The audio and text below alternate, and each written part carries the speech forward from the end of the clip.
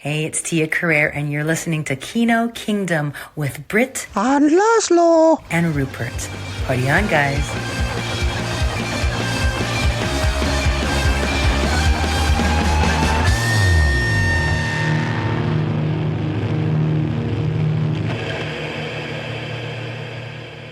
Hello all, and thanks for listening. This is Kino Kingdom 106, and before we kick off, there will be a full review of the next episode, but we just want to let you know that Super Charlie, a new animated feature directed by Jonah Holmberg, is out in cinemas now. Looks funky, and I'm keen, but we have no time this week, so we're going to do a full review of it next week. That said, the focus of this, we're going to obviously do the podcast, the movie reviews, reviewing other podcasts. That's niche, isn't it? Oh, they're shit. They're not as good as us, every single one. So yeah, I'm here with Lazlo and Rupert, and we're going to talk about. We posted on social media last week people's top. I said top 3 action movies, but people came back with like 1, 5, some bonus responses, and it's been really interesting. So we're going to spend a bit of time looking at that, and I'm intrigued as to what yours are, to be honest, because there's something about action when you think about your top 3 comedies or horrors. They're not as fluid as action films seem to be. I think it's because I love actions. It's like the center of my being. There's so many films, so many good action films. And there are so mtwo films which probably people don't think of as action films, which have great action in them. It's funny you should say that because you two are lazy bastards, and I'm the one that does the most of the admin, and then the actual, as the Germans say, work. Then I got all the responses, and people were sort of almost apologetic sometimes. Like, is this an action film? Can I put this in? Yes, you can put in what you want. So, but and also I think. Oh, go on. I was going to say, like, I was tempted to define action films as films where action is its reason to exist, sort of thing. Mm-hmm. Like, you've got films where, like, you mentioned Beverly Hills Cop earlier. That is I suppose it could be a comedy, but it's essentially an action film. It's nothing else other than an action film, really. Yeah. Whereas you've got other films which are science fiction films. They're also great action films. So I tried to go with films that were pure action films, and then I threw it out the window because the list wasn't very good. And so, no, I've just broken my own rules. There's only so many times you can write down Dark City, isn't there, Lazlo? That's the problem. We were talking before, like, it's like, it's quite tricky because, like, a lot of the, movies I think of as pure action films, by which I mean are full of like the tropes of action movie making, are really enjoyable, but not actually necessarily that good. So, because you think of a lot of the output from the 80s and 90s, and it wasn't brilliant, but I love watching them. But to think of an actual great action movie, which is also just like a good movie, is quite challenging. I think when you talk about, like, you saying they're not actually good, but they're fun to watch, there's that extra level now, like 20, 30 years on, of when you watch something from, I'll just pick a random production company out of the air, PM Entertainment. Exactly.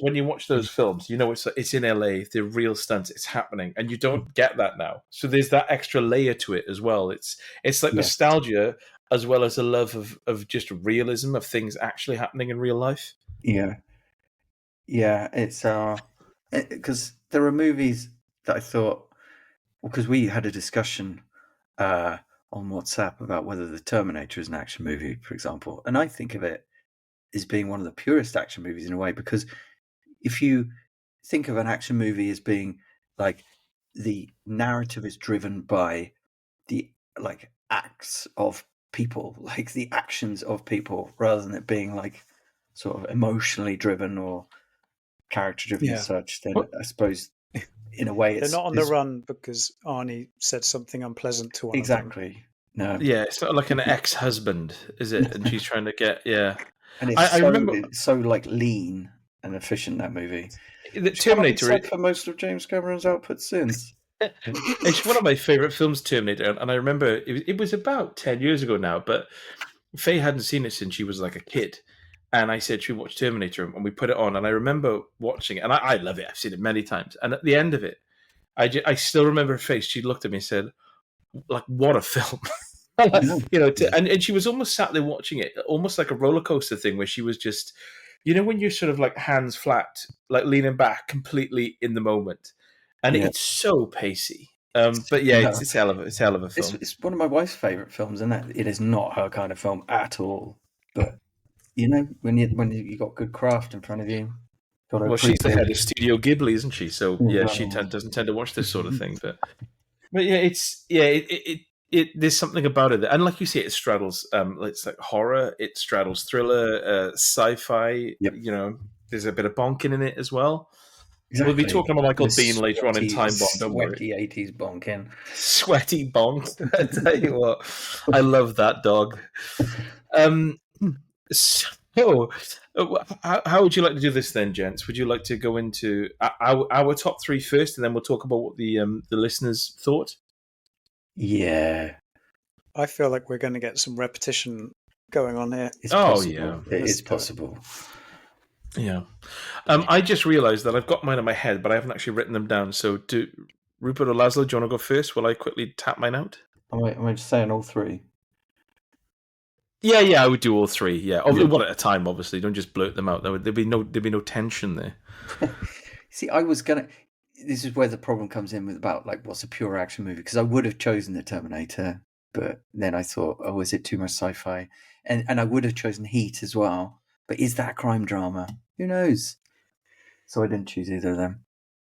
But I did choose. I think Heat as. Oh, I'm just interrupting before you've even announced one. Please carry on. We can talk about Heat, because let's not lose that thought, because it is amazing, that film. Yeah, I mean, it has some incredible action scenes in it. Obviously, the shootout in the streets of LA is one of the best shootouts in cinema. But I wouldn't call it an action film. There's far too many scenes of people talking and and they're not talking about shooting their guns either. No. They're talking about the existential nonsense. Love it. Right, okay. So, I only thought about this about 20 minutes ago, because this is how much work I put into this podcast. My first choice was RoboCop. That was the one that came to mind. When you think about it, it's actually pretty much as much of a sci-fi as Terminator, really, but it's so good.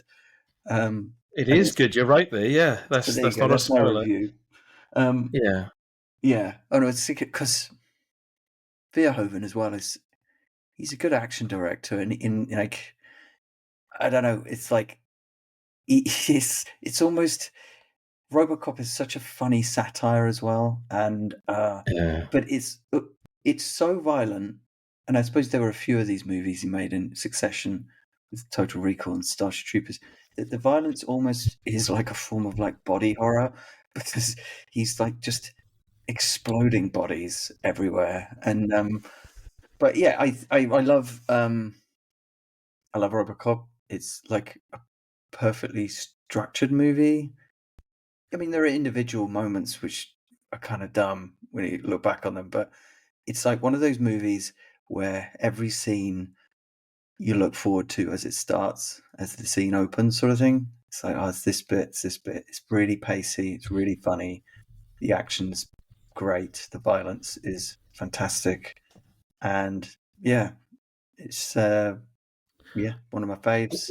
What I really like about RoboCop now as well, after watching that RoboDoc documentary we covered a couple of episodes ago, is, and I realize it's just, I think I've got a bit of a soft spot for people like Charles Bukowski and like these kind of cantankerous men who have, and Neil Young, where they have like their vision, and they kind of, it's obviously probably not fun to work with them, but it's fun to see them like not give a shit as long as their vision is realized. Yes. And I got that from RoboCop, where like someone would tell a story about, Peter Weller was a bit bloody awkward and this happened. And they'd cut to Peter Weller and just be saying, oh, fuck him.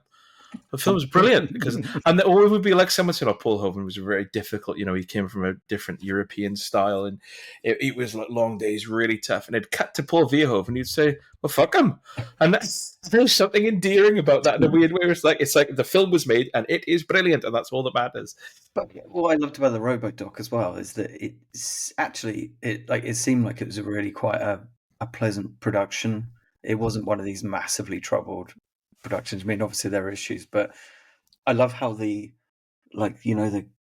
bad guys, the goons, they were like a little mini fellowship, and they just all were just really nice guys. You're like hanging out and stuff. It seemed like a really fun time. Yeah, they seem like every time they were asked, not that you in that documentary you didn't hear the questions being asked, but there was always a smile on their face as they thought about what they were about to say, because it was clearly just like a really good time in their lives and careers. Yes, well, that was endearing. I suppose it's one of those things where probably there were. Weller probably was awkward, and Verhoeven probably was weird, but looking back, a lot of them were probably like, well, they've had like 30 plus years in the industry. They probably seem worse. They probably look back on it with fondness. Yeah, but, and that film has done no harm to their careers whatsoever. Right. They probably still get royalties off it and all sorts. So yeah, they're quite rose-tinted memories of it, probably.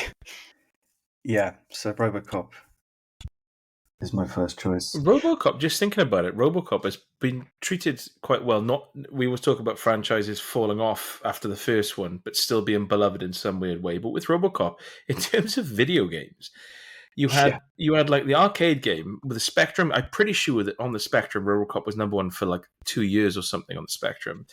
Then you had a sequel, which was fine. And then you had the one on the Amiga, which was like, obviously pushing things a bit, but still good. And RoboCop vs. Terminator, which was a gore fest on the Mega Drive and Master System. And now you've got RoboCop Road City, which is one of the best games of the last 5 years. Or, if not best, the most true to its franchise, I would say. Yes. I've really felt like it's such a good game. Yes. Yeah. It was so close to nailing the tone and stuff and the sense of humor and that. If we still did, what was it called? State of Play, the video game podcast we used to do. Yeah, we would have a conversation about Arnie's games not being treated with the same respect. Yes. So that's not on anyone else's list, I take it. Well, that is my honorary mentions list. Yeah, which is quite long. Yeah, I've got 3 on my third choice, and I can't talk about anyone else's because there's too many to go through. But it's one of my honorable mentions as well, basically. Good. Also, if you've never seen it, Peter Weller talking about on the subject of cantankerous actors, him reviewing Denzel Washington's performance in bloody hell, what's it called? The one where he got the Oscar. He plays the cop Training Day. Yeah. Oh yeah. That's funny. Really? Does he actually just talk about that for no reason at all? He just rips on him. I mean, the gist of it is that it's the scene where he's like really freewheeling, improvising his lines and all sorts, and he's so in character, and yet clearly he's not actually driving the car that he's sat behind the wheel of, and he just starts shouting, "Just look at the fucking road!" I don't care about how brilliant a performance is. It's not convincing because he's looking sideways instead of looking at the road in front of him whilst he's driving a car. That does bother me in movies, to be fair. I think I'd really notice that. Oh, yeah. Well, if you see Mind Cage, that's quite egregious in that film. That film pops up too much for my tastes in these podcasts. I'm just waiting for you to squeeze in a bloody Stanley Kubrick reference. I'm waiting for it. Am I going on to my next one now? Okay. Yes. The Shining, is it? Eyes Wide Shut. It's sort of travels genres. I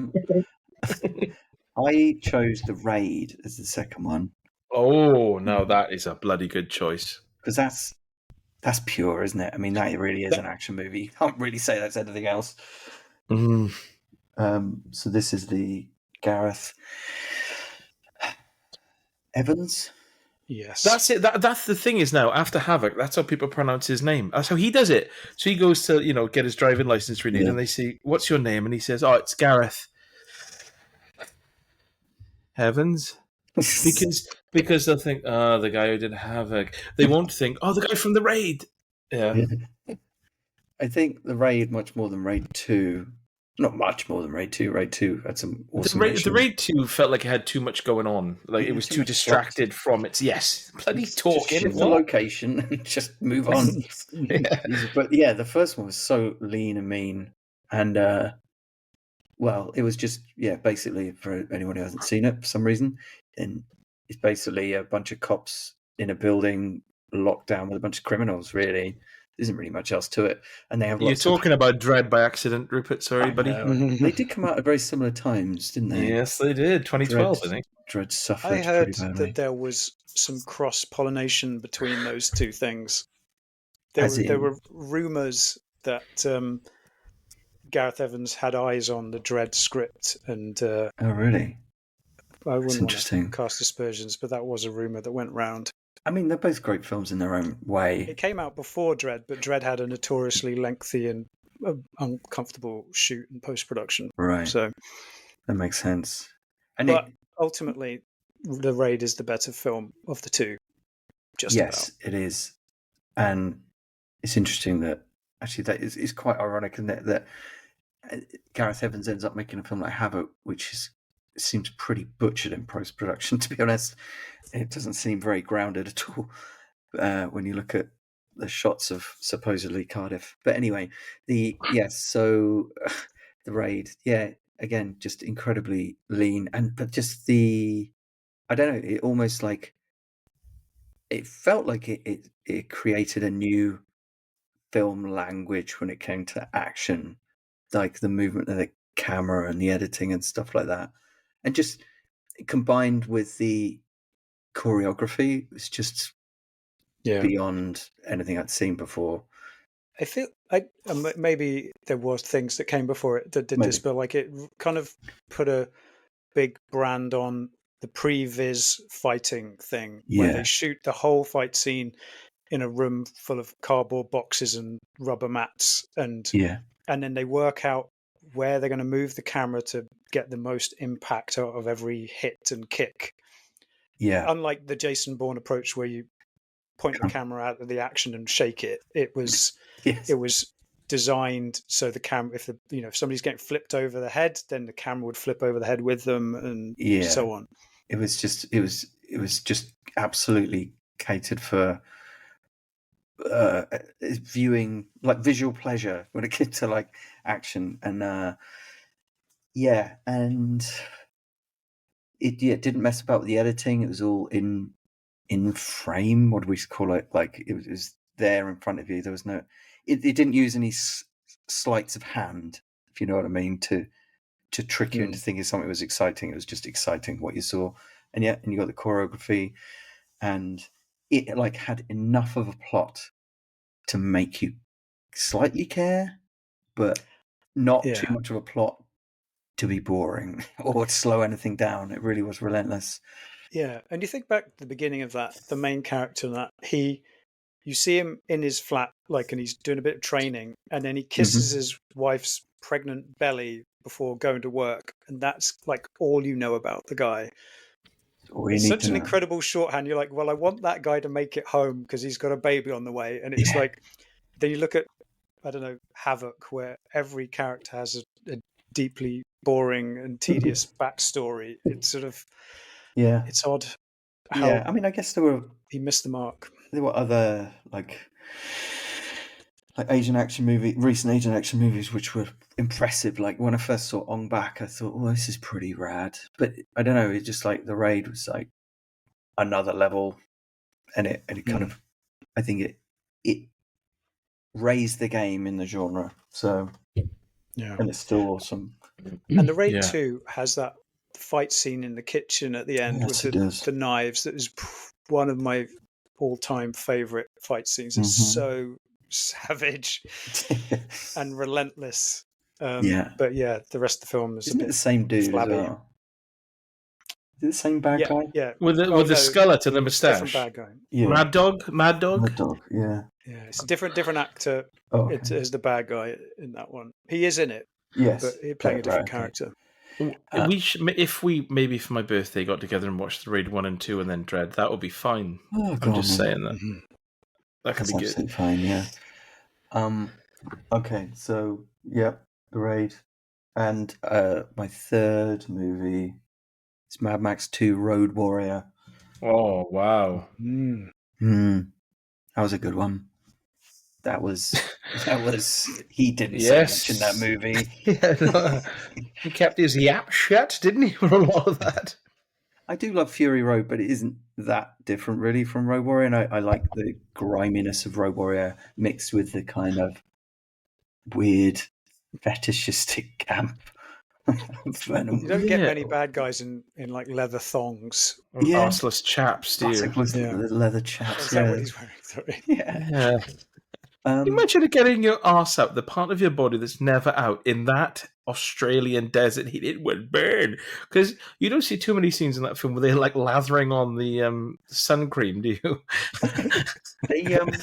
I like Mad Max 2 tonally as well, because I like the way, because Mad Max, the original, so dark and like just sad, like for most part. And then the third one was a bit sentimental with the whole Lost Boys shit, and it was a bit Hollywood, wasn't it? With, but I liked how it was like the second one's brutal, but it's got like moments of humor and little nods to whimsy with the Boomerang Kid and stuff like that. But yeah, and also just like, again, I was like, the first time I saw that final chase sequence, it was such a sustained sequence, but it kind of built up to it so well. It was like, okay.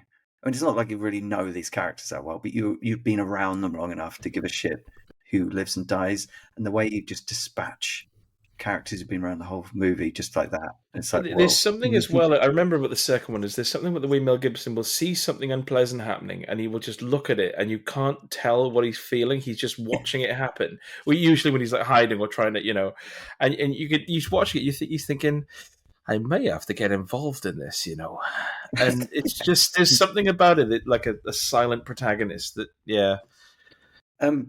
Britt, how at the end of Edge of Tomorrow, it's got your favorite like facial expression. Yeah. Well, Road Warrior has my favorite facial expression. Oh wow! Okay.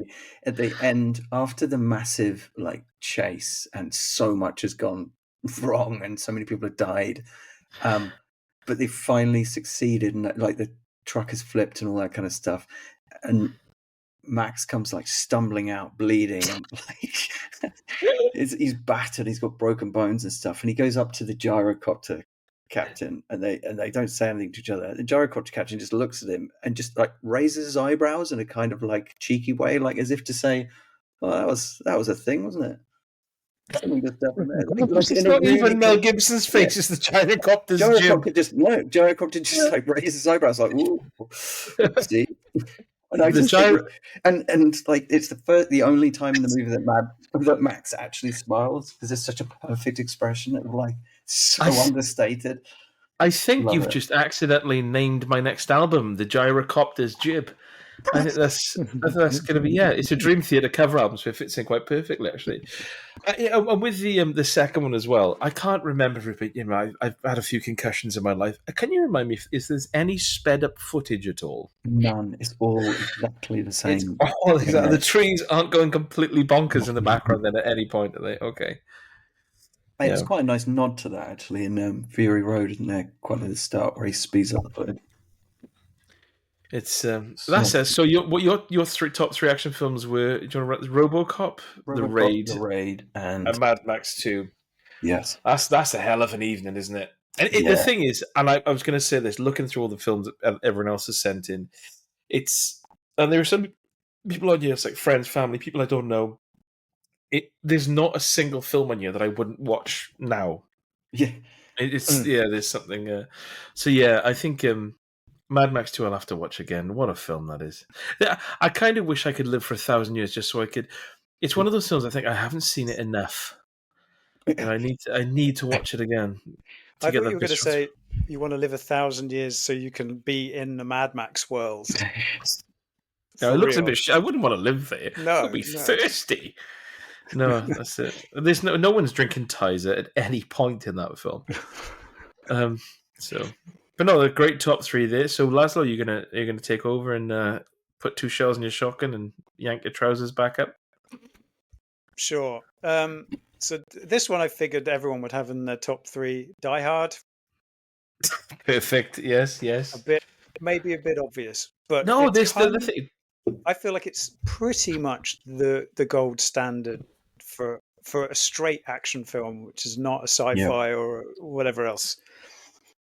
It's like the story is propulsive. It feels actiony, even when it's just people talking. It's shot like a dream, and then when the action kicks, it's sometimes kind of scrappy, but it's often punctuated with memorable moments of violence that really stick in your memory, and you feel the deaths and you feel the pain that he goes through each time he kind of has to, get chucked out a window or climb through something, and it pays off wonderfully as well. Like, it sets up things that then are paid off in a pleasing way. Even the way that they kill the bad guy at the end has that like payoff moment where he's detaches the watch that the company gave his wife to kill the bad guy, symbolically her, letting go of her career and choosing him, kind of thing. It's all loaded and thought through. It's kind of a gem. It is. And on the subject it's of literally the only reason it's not on my list, by the way, is because of the sheer number of times I've seen it. Yeah. And that's, I mean, I feel like maybe I've seen it so many times that its blow has softened, but occasionally I've watched it like on TV and it's still delivers. You can't stop watching it. It's one of those. Yeah. It sucks you in. I've got my other half to watch this. She had decided for years that she didn't like Bruce Willis. He just made shitty action films. He was that guy. And she hadn't seen this until, it's probably going back 5 years or something now. And I convinced her to watch it. And it's now her favorite film. So, wow. Really?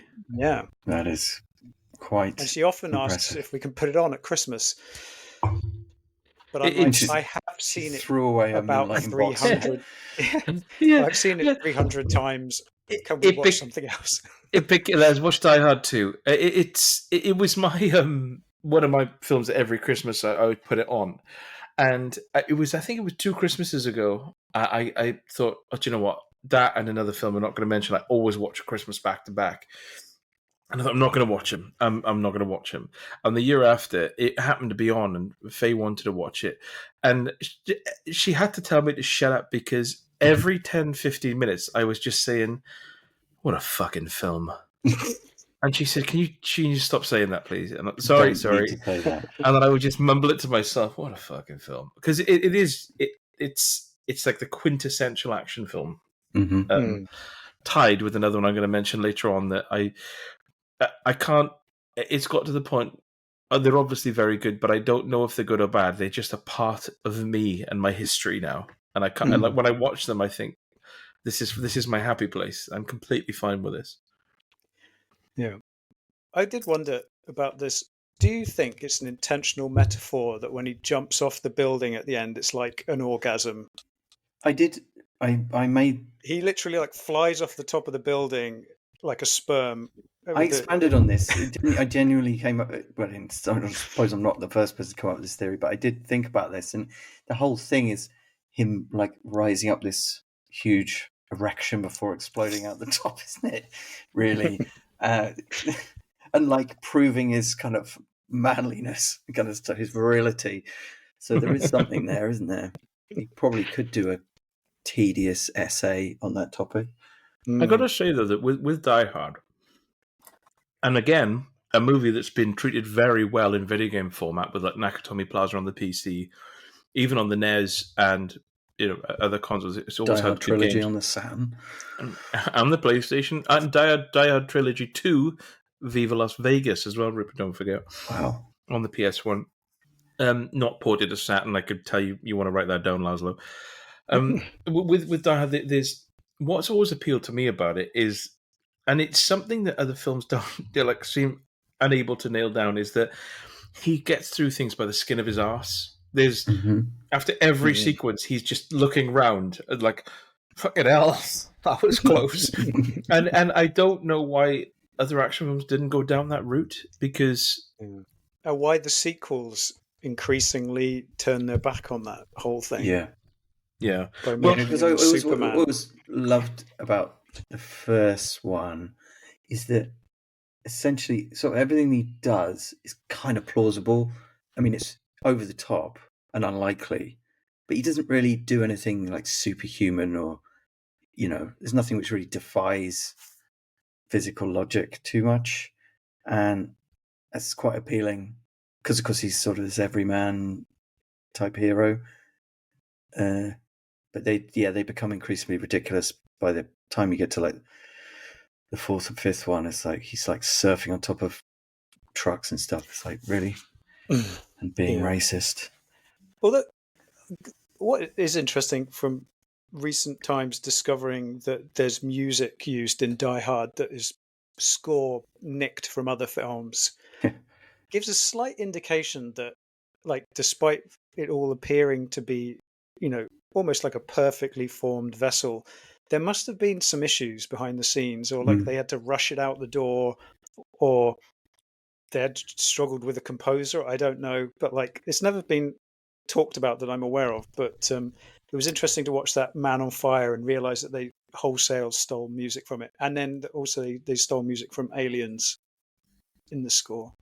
Is that what they used? What did they? Because one of the pieces on the soundtrack is like Beethoven or whatever, isn't it? Yeah. And is that because they had problems, like, I don't know, with the music, and they thought, well, this one's like royalty free? I don't know about that, because that's playing in the house, the gathering, isn't it? So it's like supposed to be sophisticated, and then it kind of became the anthem of the trailers and stuff for I suppose it does suggest, it does point to the Euro trash nature of the antagonists. Yes, true. Good choice. Yeah. On a related note, then, I've also got Predator on my top three. Well done. Absolutely correct. Which again straddles genre. I was slightly conflicted about this because it is sci-fi horror effectively, but again, they manages to make people walking through a forest for quite a long time tense and exciting and interesting. That's a big part in the music. It's in the cinematography, and dare I say, the acting of like the meathead team that he has.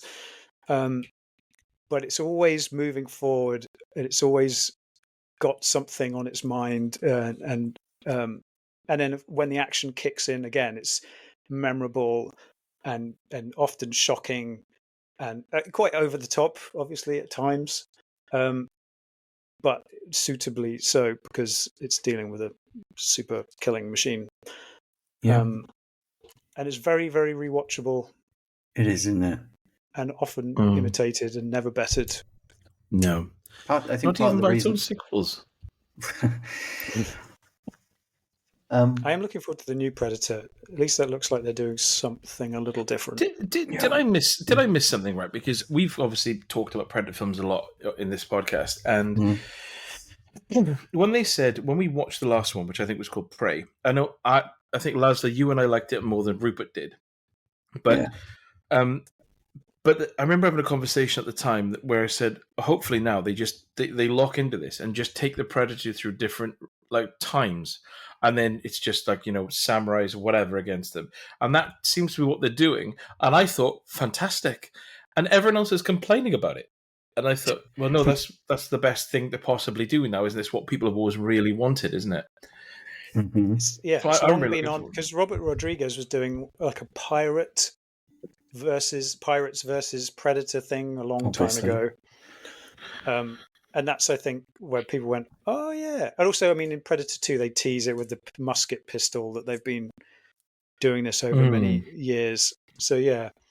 But yeah, I mean, I feel like they slightly threw the concept away in the recent animated one, which we have talked about. But no, I haven't seen that yet. Just by shrinking those encounters down to shorts, effectively. So you're like, okay, well, now you can't do a live action samurai era one because you've done it albeit in no, I always short think that film. animated stuff and live action are two completely separate worlds, so that wouldn't bother me. Yeah, but whether it would get greenlit or not, I suppose. Yeah, it's kind of quite comprehensively covered. Vikings versus Predators, samurais versus Predators, and to a lesser degree, World War II era Predators. So it's now you've seen it, the novelty will not necessarily be there if they expand that into a film. So it seemed like an odd decision. But OG Predator is still the best. I love it. Yeah. And I think a big part of that, like you mentioned, was music, to be honest. I think is it Alan Silvestri? No, it's Harold F. Faltermeyer. Yeah. It's weird, actually, because my son's become obsessed with Axel F. Good.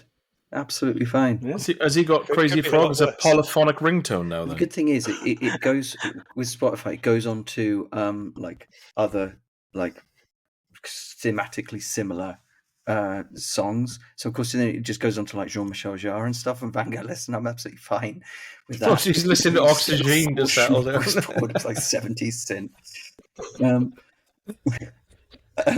But yeah, no, but Predator, it's like it's a combination of the cinematography and the editing and the music makes otherwise not necessarily that exciting moments just really exciting. It's like, and the casting is like spot on. I mean, you do. I feel like this with Aliens as well. Like you remember characters, despite them having actually relatively little screen time. They make every moment count, and they're all distinct. I mean, by all accounts, in real life, quite bonkers. Some of them, so they really like larger than life characters. Just thrown them in the mix, and their kind of idiosyncrasies and charisma kind of shines through, even when they're not given huge amounts. I think that's the difference between something like Predator and 3,000 Miles to Graceland, where you've got like 3,000 Miles to Graceland's got this ensemble cast of like big actors of the time, but then they get kind of they get thrown off so early that you're like, oh yeah, I forgot they were in that. But then it's only handy for an ArkinZ'Dar. But then with Predator, these people with the amount of characters, there's probably like relatively little screen time, but with like Sonny Langham stuff, and he gets killed off screen, but it works because you realize the Predator's just chewing through them now.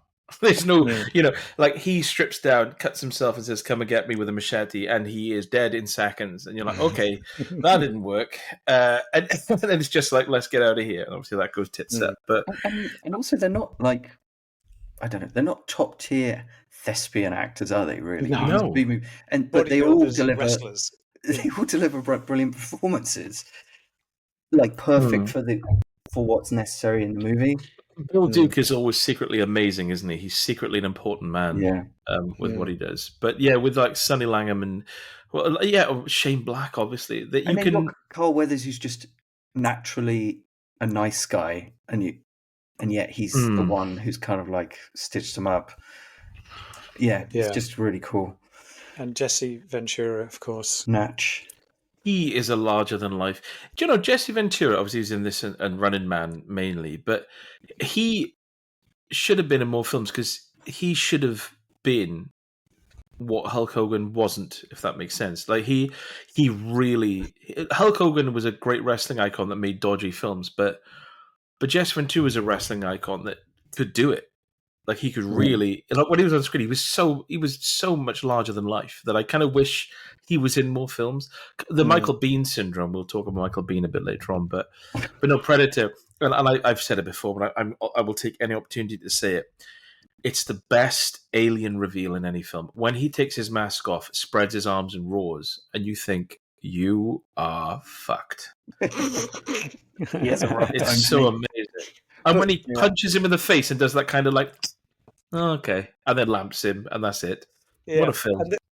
Like I don't know how they managed to act through that mask, but like when he's like following him through that little tunnel at the end, and then he spots the spike above his head, and just kind of eyeballs him like nice try, but that didn't work.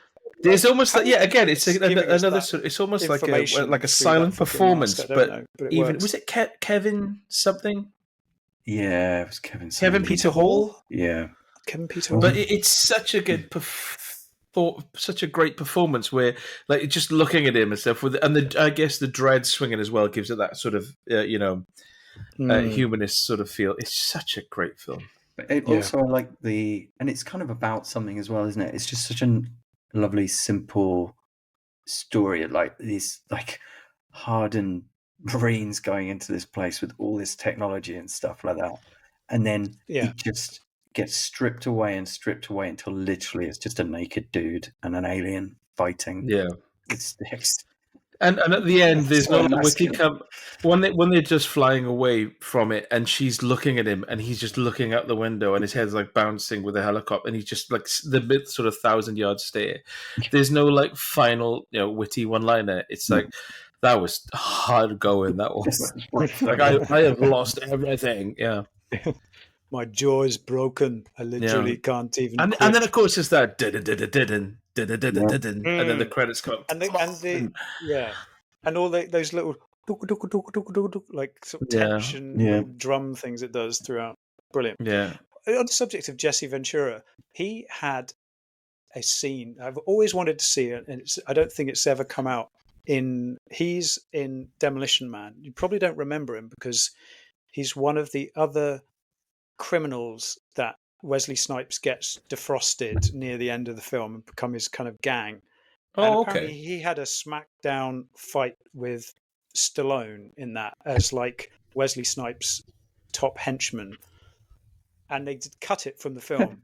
And there's interviews with him sat next to Stallone talking about how epic their fight was. But I've never seen it. I don't think it's ever come out. Oh my God, that's heartbreaking. Yeah. It's a waste. And it always felt like slightly anticlimactic that his new gang of criminals that he's had released got dispatched within seconds. Kind of I don't really remember that part of it, to be honest. Yeah. Just before they cut out Jesse Ventura. Yeah, before I'm gonna have to, after this podcast, I'm literally gonna watch a Jesse Ventura film or try to find one. We're just gonna say the bit that, as when I was a kid and I watched Predator, that I found quite weird. I wouldn't say it scared me, but I didn't understand it at the time, and I do more now. Is when Bill Duke is stripping down and he keeps on saying, "I have me some fun, I have me some fun," and you're like, "This is weird. What's happening?" And you understand now his mental state, but at the time, I just thought it was like, "Why is he doing that?" And he's singing the song, isn't he? Yeah. We're gonna have some fun tonight. That they're listening to in the helicopter, I think. Yeah. What a man. I hope he lives forever.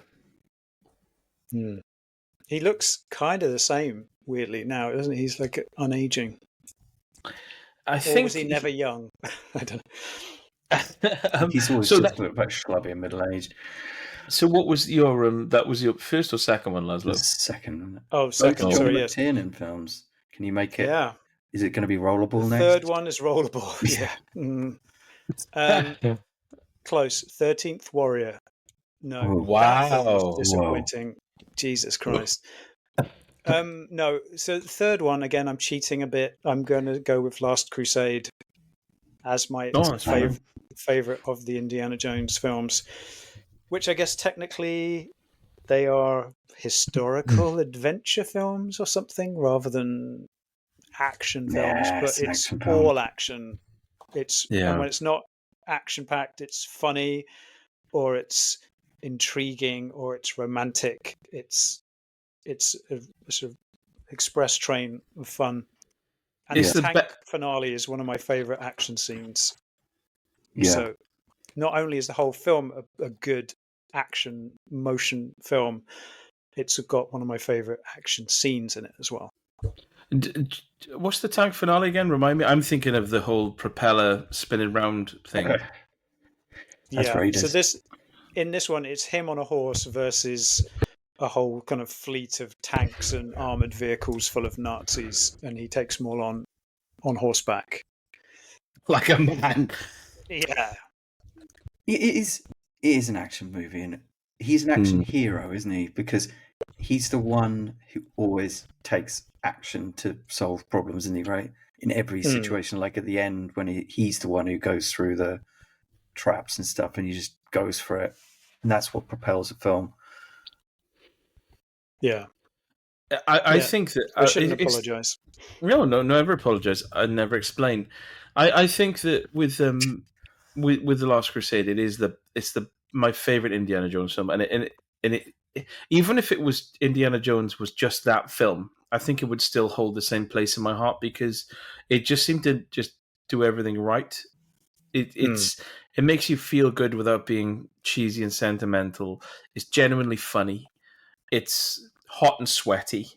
And there's a lot of action and adventure. And yes, there's a plane flying along a green line on a superimposed map with the orchestral music behind it. So there's not really much it doesn't have in it. It's got Sean Connery as well, which is a brilliant move. Yeah. I like the first one is also obviously amazing. But I saw the third one in the cinema, so I think that probably flips it for me. Yes, when it originally came out in 1989. Yeah, I'm pretty sure I wasn't old enough to watch Batman in 1989, but I could watch Last Crusade. I was 6. Batman's a film mind as well. Well, Batman was the first 12 certificate, wasn't it? And I was not old enough. So that's. So I guess it's time for me to do mine now. Sure. It's not. So my number one, and it's kind of always been my go-to favorite action film is Commando from 1986. 6 or 7, actually. No, they say I think it's 7, isn't it? Predator was 87. 86 then. Oh, 85. Sorry, it's 85. But yeah, I think Commando, it's the most quotable film that it pisses on Anchorman in terms of quotability and just characterization. And it's another film where it's preposterous and ridiculous. And every time I watch it, I just think, good, yes. It's got preposterous performances in it, amazing editing, an astonishing soundtrack, and like a massive shootout at the end where people are just shooting at nothing while he's underground trying to find his daughter. What are those men shooting at? So yeah, Commando is probably, for me, the quintessential action film. And I remember I have really fond memories when I was a kid of just one summer holiday from school. Every morning I'd make a massive bowl of cereal and I would put on like this karate-gi like dressing gown I had, and I would come down and put it on, and I would watch Commando, and then I would watch. It was like I watched Commando, and then later on when I was a bit older, I would watch From Dusk Till Dawn straight after it, and that would be like my morning, and it was like that for 6 or 7 weeks, and it was one of the happiest summers I've ever had. Like that's like coughing a newspaper for a boy, and I just think that whenever Commando comes on, I just sit there grinning and thinking this film could not be better. Is the house at the end, is it the same one as Beverly Hills Cop? Beverly Hills Cop, yeah, I think it is. Yeah, Valverde as well crops up in it, doesn't it? Yes. So yeah, Commando is probably the film I've seen the most, and it's one of those films like having a son. It's like this and all the other ones we mentioned, like Predator, Lethal. They're films I'm really looking forward to watching with my son, because even if he thinks it's just a load of shit at the time, I'll think I'm having a good time. I don't care about it. I feel like it's at this stage now where it's beyond criticism in my mind. I can't tell its qualities. If you know what I mean, I can't objectively view its qualities. I can't obviously it's full of action, but I don't know if the action is good or not. If you see what I mean, because it's so embedded in my brain as just a single like mass of gold, solid gold. I don't think I can look at it with any distance whatsoever. And I got to say, my next choice is, and this is, I kind of purposely went a bit left field because I could see what was coming in from everyone. And this is a film and it's a film I love so much that I've chosen to watch it sort of selectively. Like I watch it every, I would say 5 years, because I do love it so much. I don't want it to be like Commando where I've seen this too much now, and that is Drive, Not That One, with Mark Dacascos and Kadeem Hardison from 1997. And I think we watched this at one of your house parties a few years ago, Rupert. Yeah. And to me, it's the perfect action film. It's a guy. It's just constant. It blends action and kung fu and buddy comedies, which are three of my sort of favorite genres. And it does it in a really good way. Directed by someone called Steve Wang. Like, I don't even know what he's done beyond that. Drive, Guyver, the Guyver Dark Hero starred Mark Hamill. Power Rangers, like, he basically did nothing, but he whipped out Drive in '97. And a lot of people say Mark Dacascos is the big film for him was Crying Freeman, which is true. But it had that kind of anime, people looking out of windows with blue lights and curtains fluttering and men crying. I was like, it's not really for me. Although there is a scene in Crying Freeman where he wakes up and someone is trying to assassinate him, and he's wearing like white Y-fronts, and if you can imagine this, he walks up to his bedroom door and he puts his fingertips on the door, and using just his fingertips, he pulls himself up and sits on top of his own door to jump on them when they come in. And I thought, good, that's exactly what I would do, except they'd hear me and the door would come off the hinges. Yeah, what's he doing upstairs? All I can hear is and cracking wood. So I think he's wanking actually. But yeah, so Mark Dacascos Drive is brilliant because it's got like a fast talking black guy, which is like kind of urban humor, like boom, boom, boom, fast talking as Mark Dacascos is like, what are you saying? It's a road trip movie. It's got Brittany Murphy in it for a bit of sex appeal. And the fight scenes, there's a fight scene in this where he's trying to have a kip because he's knackered, he's cream cracking, and he's lying on like a shitty, really small motel bed, and about 15 blokes burst in with these dressed in like SWAT gear, with both holding these sort of, what are they called? Like nightsticks that basically electrocute you if they touch you, so they're kind of cattle prods. And he jumps out of bed and he doesn't even take time to clean his teeth. Jumps out of bed and he's in this really claustrophobic fight space. And I remember actually covering myself up, thinking, this is such an uncomfortable fight sequence to watch because there's so many men in such a small room. And if one of them touches you, you're going to get electrocuted. So Drive, 1997, Mark Dacascos and Dee Madison, one of my absolute favourite films, action or not. Wow. I've never seen this. Oh, please watch it. I've just looked on Just Watch, and it is not available anywhere. Oh, you have to sort that. that. Have to get on eBay. Someone charity who can, yeah. A Cardiff charity films. It's brilliant. And I bet you two are more scholars of cinema than I am. So I can imagine you watch it and you would see where other people got ideas from it. There's something about it that's it's so kinetic. And it's funny because the reason it's called Drive is because Mark Dacascos has got this drive in his chest that allows him to kind of fight harder and faster than anyone else, but it knackers him out. So he's constantly sweating and just saying, "Oh, can I have a lie down?" And then something else will happen. He's like, "Okay." Yeah, it's fantastic. And basically, my third one, I couldn't decide. So I threw in Die Hard / Lethal Weapon, which to me are two sides of the same coin. Because we've talked about that, but Lethal Weapon is like it was one of my dad's favorite films, and I have a lot of great memories of watching it with him. It's a yearly Christmas film for our family, and it was the first time I watched an action film that kind of touched me, like that scene where he's putting the gun in his mouth, watching cartoons, and he's like, "I miss you, Vicky," with his picture of his wife. It's the first time I watched the film and thought, oh, I'm going to cry, am I? Yeah. Okay. I didn't expect that. Right, actually, that didn't happen when I watched Commando. It's such a brilliant concept, isn't it? Like the buddy comedy, but it has this like other layer to it where he's just like suicidally depressed, basically. And he comes out of that depression because of spending time Danny Glover's family. And actually like a happily married man. Things can be good again, sort of thing. It's really cool. It's one of my favorite films anyway, and we talked I know Lazlo joined us like 6 episodes ago full time, but I've recently listened through to the whole I say recently, over the last 2 years I've listened through our whole podcast again, and one of my favorite moments in all of Kino Kingdom was when we were talking about what we were talking about before, but the Lethal Weapon series popped up, and Rupert said, the thing about the Lethal Weapon series is that, they're all good, they're very different, but they're all good to the end, and I agreed. And in the background, Lazlo went,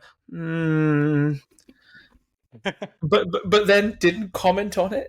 And it's when I listened to it like last year, I thought, oh, what a brilliant moment. I love them But all. yeah, they're brilliant. And in the end, it all ends up just like Fast and Furious. It's all about family. God. So yeah, for me, it's Commando Drive, not that one. And I actually don't like that Drive. I love Ryan Gosling, but I found that film boring as fuck. It reminded me of Anything else by Nicholas Winding Refn? Well, I've never seen anything else by him. What was the film reminded me of? I always Seven Psychopaths. It reminded me of a film where it's so busy thinking it's cool that it forgets to actually be any good. Yeah. And just everything about it, like the fact that who is it? Is it Eva Mendes that falls in love with him because he's staring at her daughter creepily in the lift and not speaking? Oh, that happened. That would happen. Yeah. Some bloke in a shell suit staring at your 7-year-old. Oh, come in and shag me, mate, while she's making cereal. No. He has got a very nice jacket, though. I was going to bring Drive up. We're planning to do a trailers special, which will be in a future episode. But I was going to bring up Drive on that because a woman, I don't know if you heard about this, sued the production company she wanted it to be a Fast and Furious type film, and she said that the trailer made her think it was going to be that, and then when she saw it, obviously it's not Fast and Furious, and she genuinely tried to sue them over it. Name Britt by any chance? I don't even like Fast and the Furious. I don't even know. Tokyo although Britt is a girl's name, it means Bridget in Scandinavian, so it could well be a girl. I have to imagine that she didn't win that case because it sounds like an awful lot of her expectations rather than anything at fault with the production or its trailers. But there we go. We've recently been pursued by a PR company to interview someone, and I said we don't really do interviews on the podcast. We just talk a load of bollocks and drink. And then, but I would love to interview Ryan Gosling so I could sit opposite him and say, "Yeah, I'm Britt. I'm from Kino Kingdom, and I just want to say that I love Drive with Mark Dacascos." So yes, that's my 3: is Commando Drive, not that one, and Die Hard or Lethal Weapon. And should we go through the? Realize that a lot of this, I'm up for going on to making this a late one. We can go until 11:30 or 12. I cannot. But shall we go on to the listeners' thoughts? Sure. Okay. Yeah. So Transvaal said Predator, which we've already covered. And then he said another one that I thought, yes. In fact, all of these are just like, yeah, that's a valid point. Terminator 2. Fine. Yeah. Which is more of an action film than the first one, really. And is... Well, what? What was that then, Rupert? It has bigger... like more overt action scenes than the first one. Yeah, it's got action. I'd say it's got action set pieces. Yeah, whereas the first one's sort of just relentless, just action beats, isn't it? In fairness, even when I was a younger man, and the Terminator 2 was like a huge, big movie and a novelty, it does sag a bit in the middle when they go. And I don't mind it now, but at the time, I remember thinking when they're out in the desert and there's some introspective stuff, and it's like it slightly treads water before kicking back off again. Whereas I think the first one doesn't do that. Isn't that bit in the desert about 5 minutes long though?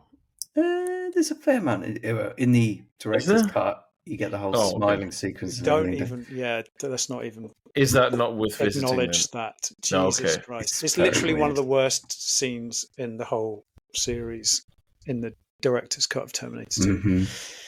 Oh, fair enough. That's an exaggeration because they even replay that bit, don't they, in one of the other ones, and make it even more shit, where he learns to smile again or something. Anyway, whatever. I'm sorry, I got sidetracked there, guys. I was trying to remember if playing the truck bike sequence in Terminator 2 on the Amiga made me want to slash my throat or not. I can't quite remember. No, that's right. I slashed my throat and I cut my fucking head off.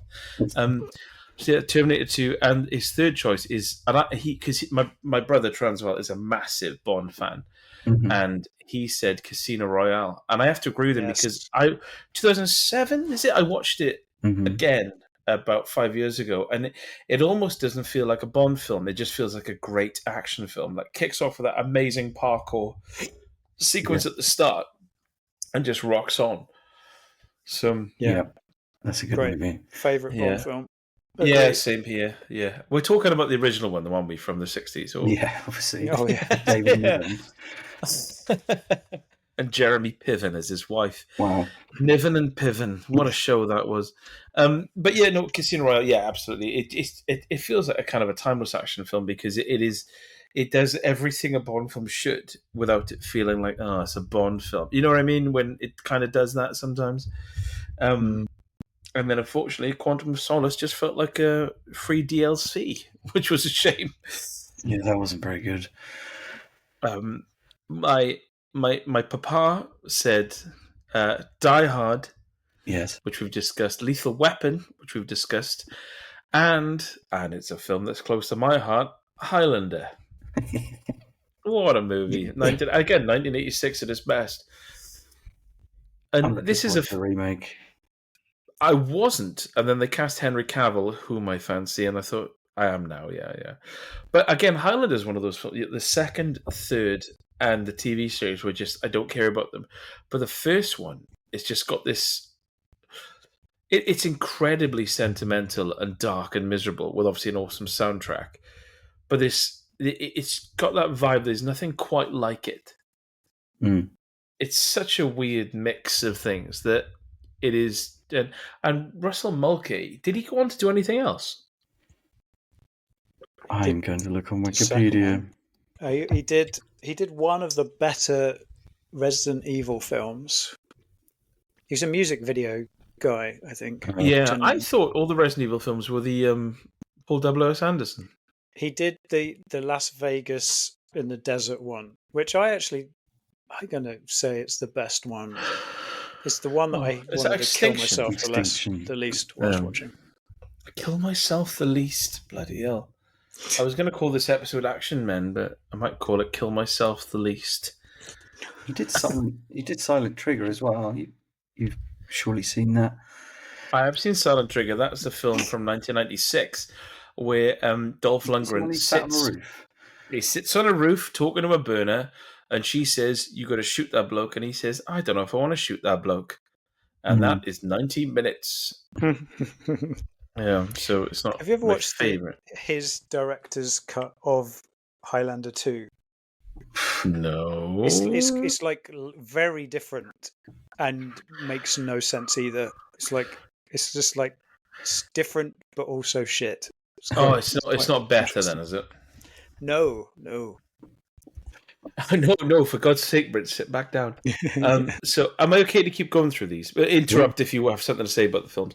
My mum said my mum is not the most decisive person, and when I said what's your favourite action film, she basically went ooh for about 2.5 years.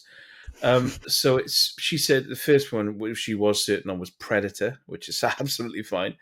Second one was Roadhouse. Interesting. Yeah, which I really, like I said, all of the films I'm going to read out tonight, I love. So yeah, Roadhouse, she loves. I think, guys, she may have fancied Patrick Swayze because I remember having Tiger Warsaw on DVD. That's not he's an ugly man. That's up there with like Bobby Chicago and Jeremiah Kane, Jericho Kane. Like no one's called Tiger Warsaw. But as she said as her third film, Die Hard. But the one that she really wanted to say before she talked herself out of it was, and I don't know if either of you have seen this, it's got two titles, I Come in Peace or Dark Angel, with Dolph Lundgren. 1990? I think I have seen this. Yeah, it's a good film. It's a nice, dark, sort of sci-fi action horror sort of thing. But it's a film that I feel like is a bit of an undiscovered gem because it is quite full on. And it's got like really cool weaponry in it and like quite cool performances. So this isn't the one where somebody says, I come in peace, and then he shoots them and says, you go home in pieces. That's the final sequence in the film. Yes, that's exactly it. I think I have seen it. But it stars Matthias Hues as well, who was in No Retreat, No Surrender 2. Just good. For the 4 other people listening to this will go, oh, yeah. Why didn't anyone pick No Retreat, No Surrender 2 as a top action film? No one chose No Retreat, No Surrender. Matthias Hues, by the way, is still completely ripped, honestly. I bet. Yeah. So Dr. Congo Fighting stepped in with top 5, and he said for today at least, which, yes, we understand this is all very fluid, and yeah, I mean, I could have said The Matrix if I'd watched it within the last 4 years and it was on my mind. So number 1 is Die Hard, and in brackets he says, and I'm tempted to include or replace it with A Vengeance. Fight me, and I think that's a completely fair assessment, because the Die Hard trilogy, and there's no more films, as we all know.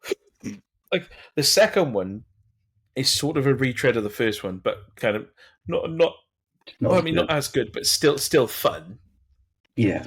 The third one is a bit lighter, and it bleeds into like proper buddy cop territory with Samuel Jackson as Zeus, and I would say if I was gonna, it would be 1, 3, 2 would be the order for me. I agree.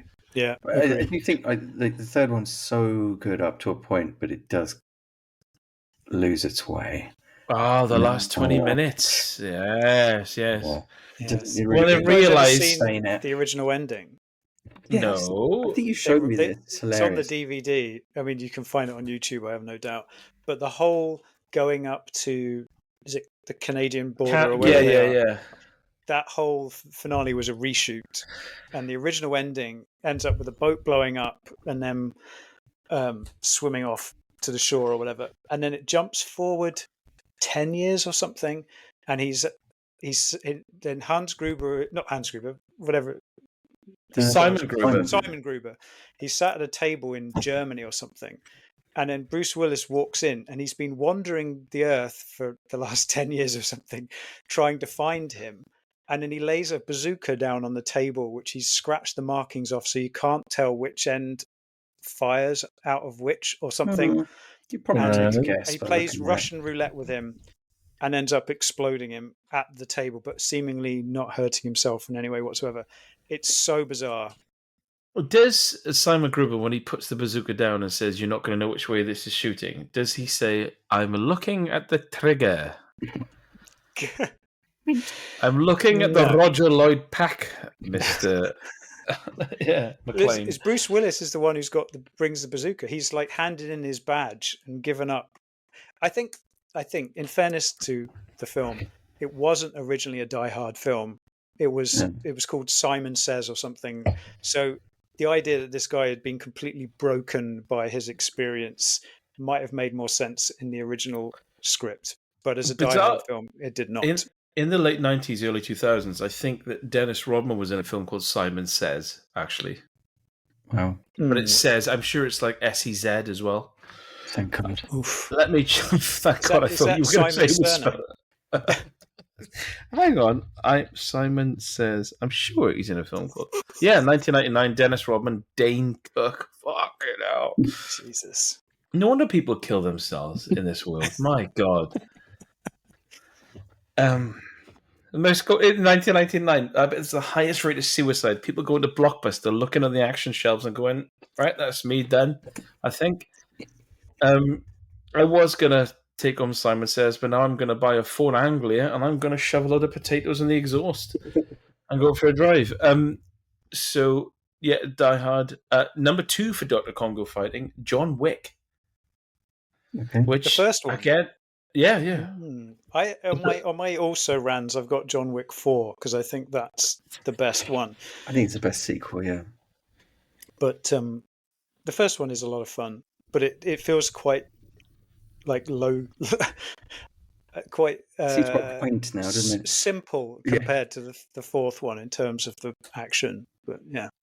I think they're all fantastic. I got to be fair, because there's sometimes you just want to watch fighting, and if my parents are too drunk to do it, then I'll put a film on, and you just, there's something about the John, you know what you're getting, and I like the fact that they've managed to fit in this lore somehow through like 4 films of just fighting. So that's one, of course, Lance Reddick. Yes, and of course Clancy Brown in the fourth one. So yeah, John Wick it's a modern classic, isn't it? I think Yeah. John Wick would be the film like someone born in 2000 would have said, this is a quintessential action film. We're just from a different generation, so we would choose Die Hard or Lethal Weapon or RoboCop because it probably wouldn't resonate with them as much as it does with us. A bit of a different one for Dr. Congo from his fourth choice. So his third choice is Lethal Weapon, which we've all talked about, and number 4 is Wanted. And is that the film with... the one with is the it James Bullock? McAvoy? Yeah, and Ooh. Thingy Bob. I don't think I made it through that Pretty film. lady. What's her name? Bloody hell. Angelina Jolie. Yes. Yeah. It's got some really good action scenes in that film. I don't know if it's a great film overall, but there's some very fun and memorable like shootouts and stuff. The guy who made Night Watch. Yeah. It's got that whole thing like where they get so hyped up on adrenaline that they see things it's like Matrix-y is inspired kind of slow motion super It struck me as and they very can bend early the 2000s. bullets. Yeah. And there's a scene on a train in the middle of that film which I really, really like because it felt like an old school throwback to like let's throw everything at the screen. Like the train is not only is the train out of control, but then it falls off a bridge and it's dangling off a cliff whilst they're shooting and fighting within the train as it's like carriage by carriage falling, down a ravine and stuff. There's lots of good stuff.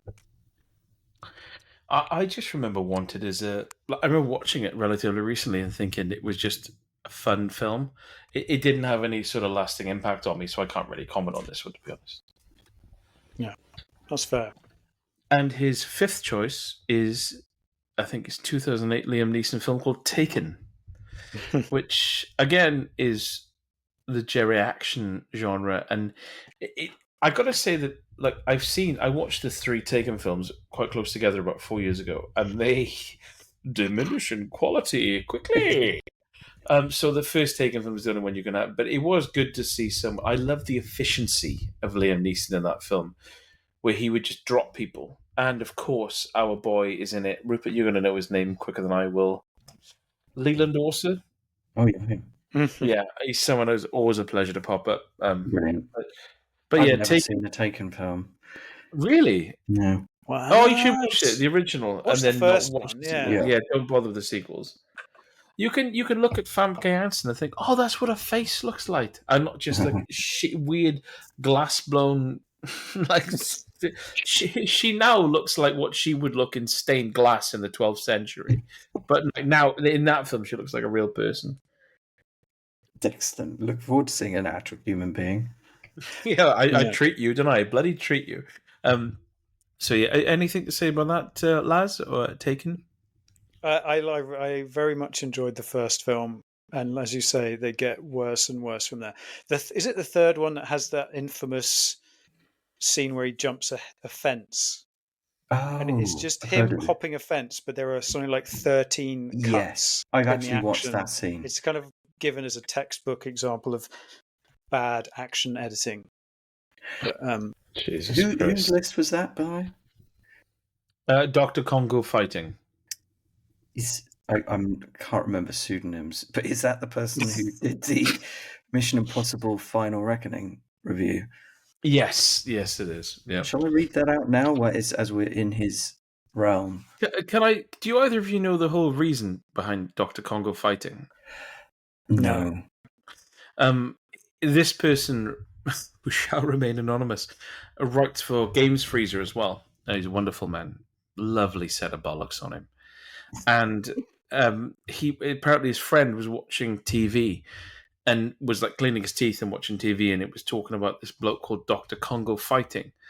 And he messaged this person, Dr. Congo Fighting, said, that's an incredible name. Imagine being called Dr. Congo Fighting. And then this person said, I think it might be the Democratic Republic of Congo are fighting. So that's where the name comes from. Like a new, the sort of line across the bottom of the newsreel when you're watching the news. So yeah, Dr. Congo Fighting.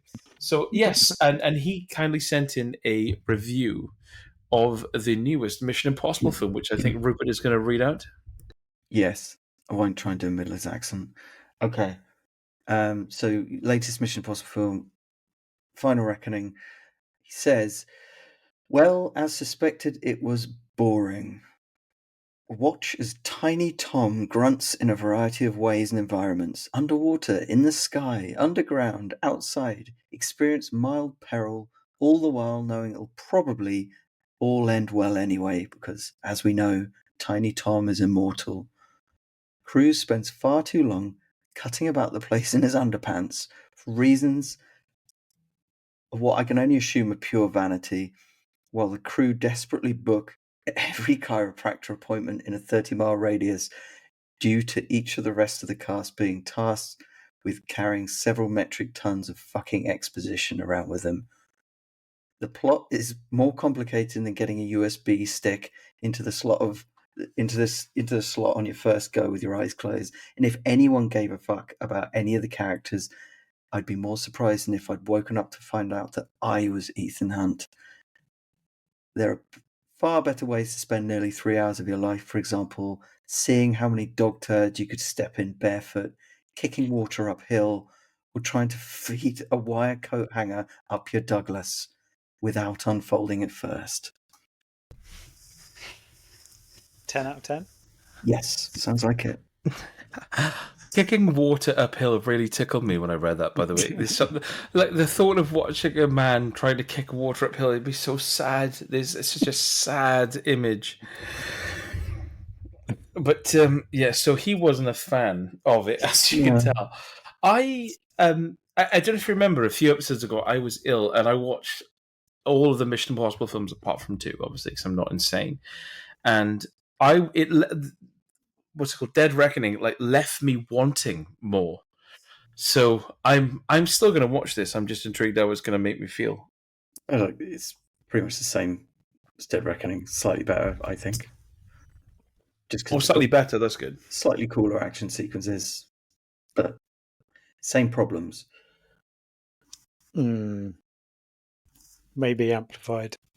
But at least it ends. Anyway. It's the first Mission Impossible film that I've seen where I was just kind of annoyed at the end and I was glad it was over. No. It really didn't do it for me. I really enjoyed the airplane and the submarine and the rest. That is true. That's probably, yes. I think if I watched it again, I'd just be waiting impatiently for those bits. Yeah. For those not familiar with the podcast, the airplane and the submarine are the nicknames that Lazlo has for his wife and mistress, so they're not really anything to do with the film. Dave Chod comes in with his top 3 and says his favourite action films are the original Death Wish with Charles Bronson. I haven't seen this for a long. I think I watched it when I was Jeff drunk. Goldblum. I haven't watched this for a long time, and I think when I last watched it as an adult, I was quite drunk, so I can't really comment on it.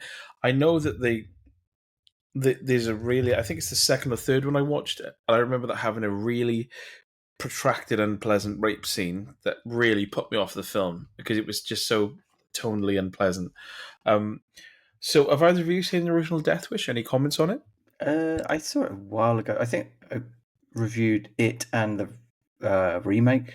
Eli Roth. He did a remake with Bruce Willis, didn't he?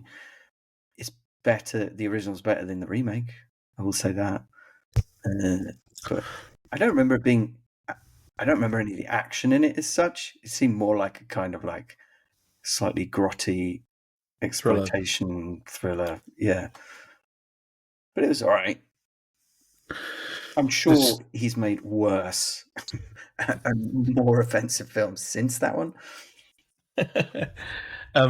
Second choice here is Bullet with Steve McQueen. I've seen YouTube footage of the car chase, but not the film itself. I think it's 1968, is it? Peckinpah, wasn't it?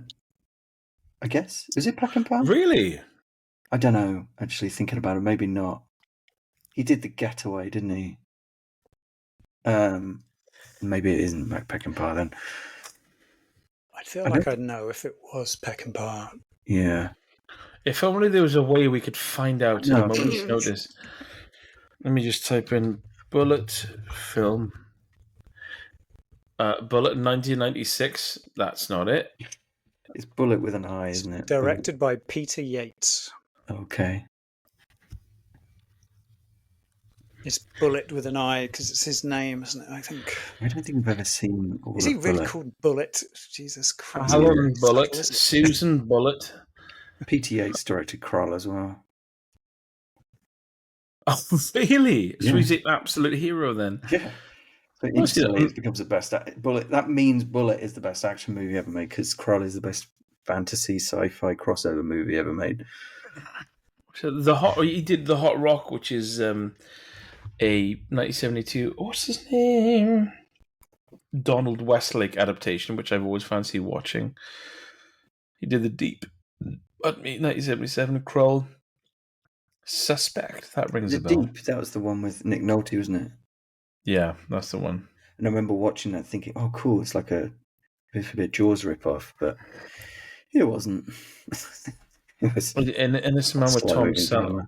His last film was, oh my god, Curtain Call with James Spader. Yeah, there's a definite direction in which his career took, unfortunately. And that would suggest he may have been a journeyman director. I'll give you a clue that the direction that his career took is the same direction that my penis takes whenever an old woman shows me her fists. So yes, just constantly rising, constantly upwards. I thought you were going to say yes, Bullet. The direction a third choice for Dave Chod was Cliffhanger. Drives down the hills of San Francisco. Cliffhanger, which is a great choice because that is a nice, that's a nice man against nature sort of thing, and I do like that. Yeah, total cheese fest, but yeah. It's that first sequence is very great. solid Die Hard. It's a lot of good thing. Awesome bad guy. Has it got Craig Fairbrass in it? Of course it has. That was Rennie Harlin, wasn't it? Yeah. Mm-hmm. The opening sequence of that is still a classic. Yes. Where the woman dangling on the wire and falls to her death. Spoiler alert. I remember that in the cinema because you just expect him to save her, and then when he doesn't, and her scream is quite like blood chilling, whatever the phrase is, blood curdling, as she falls to her death, and it's genuinely like fuck. Okay, I remember the cinema fell silent and was like, bloody hell, that was intense.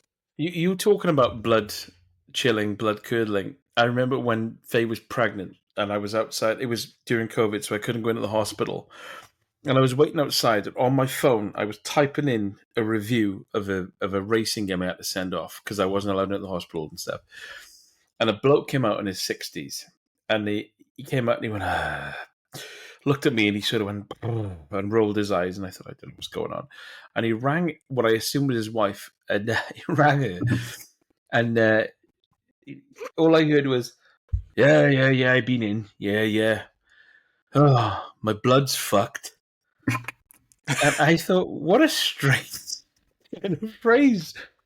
I can't imagine that was verbatim what the doctor said. Oh, Mr. Jones, I'm afraid we've run some tests and your blood is fucked. It is fucked. It is Shannon Tweed in 1995, mate. It's quite all-encompassing as well, your blood's fucked. It's not like just one organ. That's everything, isn't it? That's fucked, everything in your body.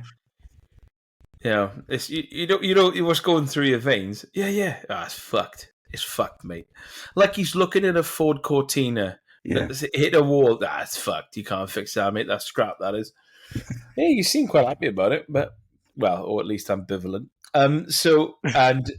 Dave Chod says, so the original death was Charles Bronson, Bullet, Cliffhanger, and as a special mention, Cobra, which, as I'm sure you'll remember, Rupert, is the film that isn't very good.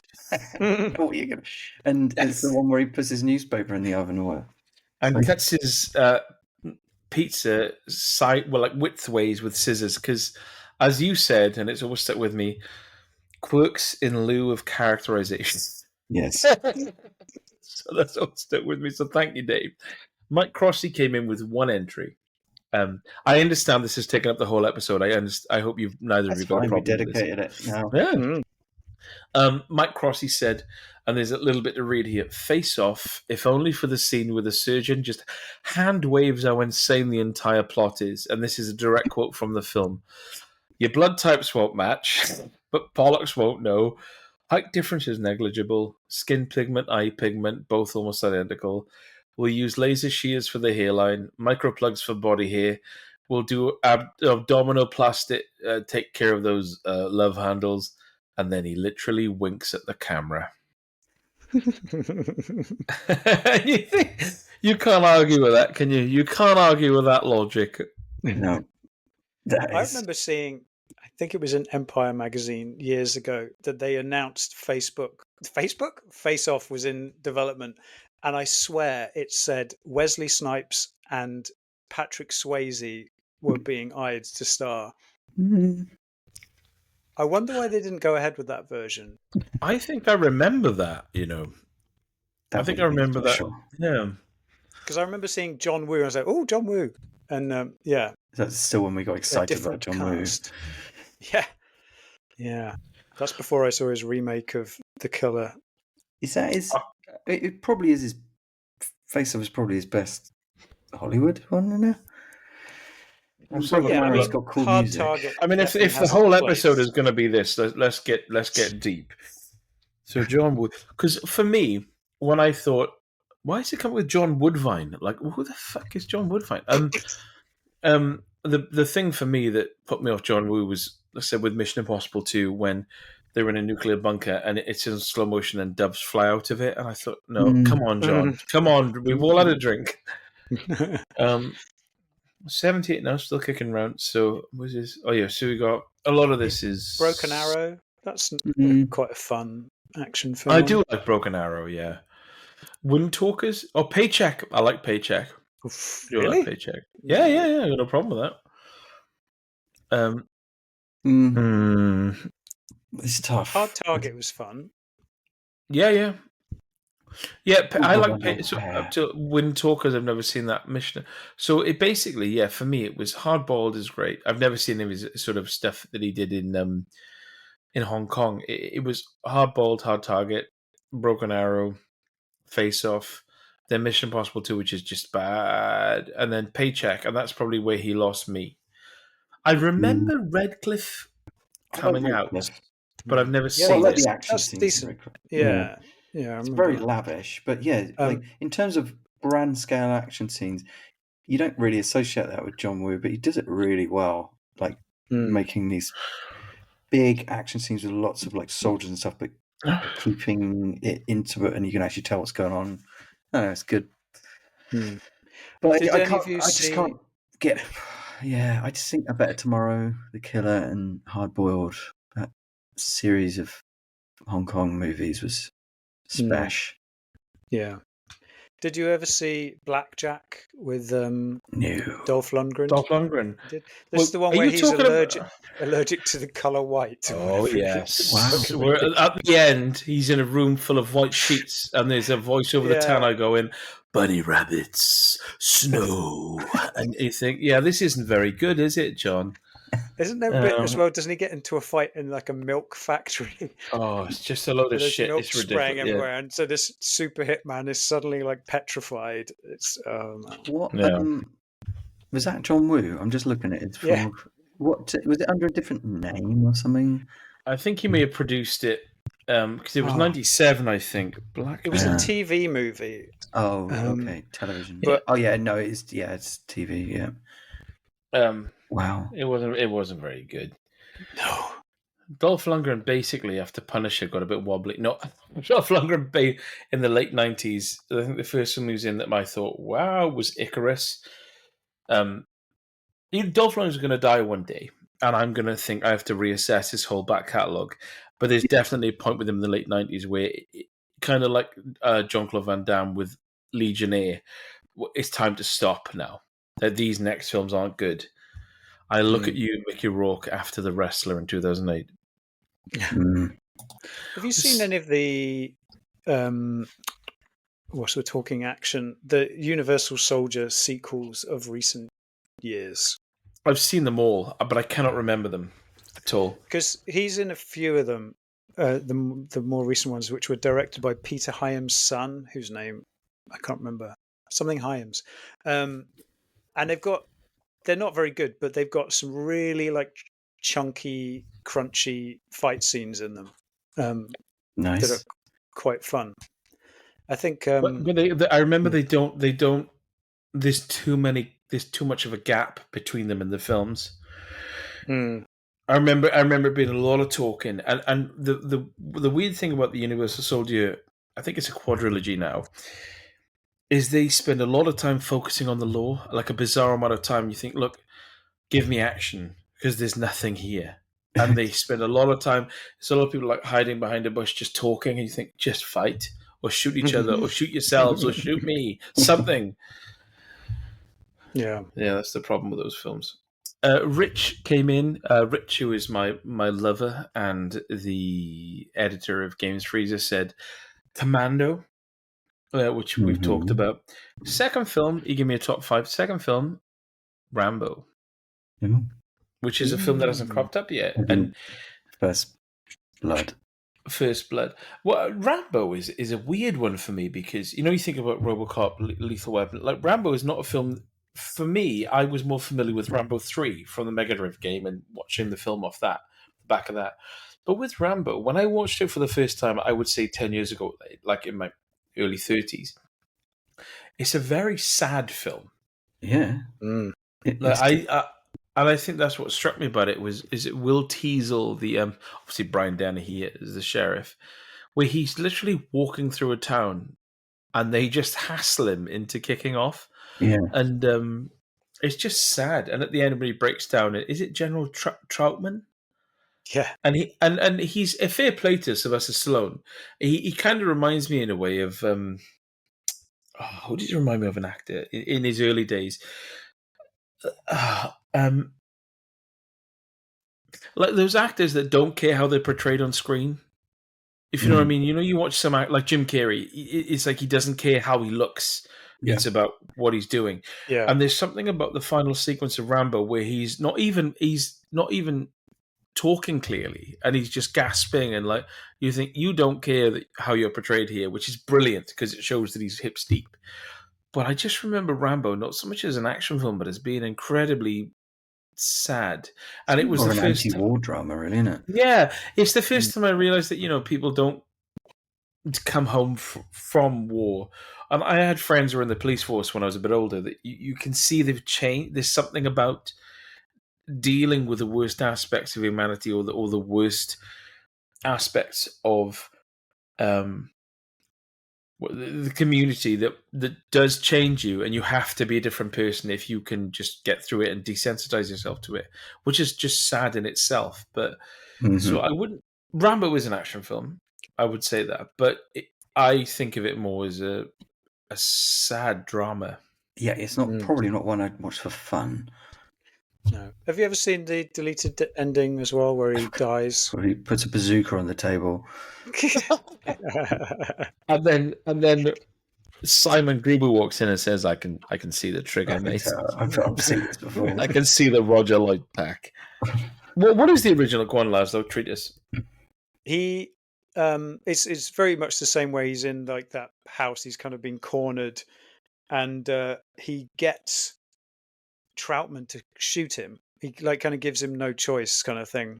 He sort of willingly gets himself shot to bits, and he dies at the end.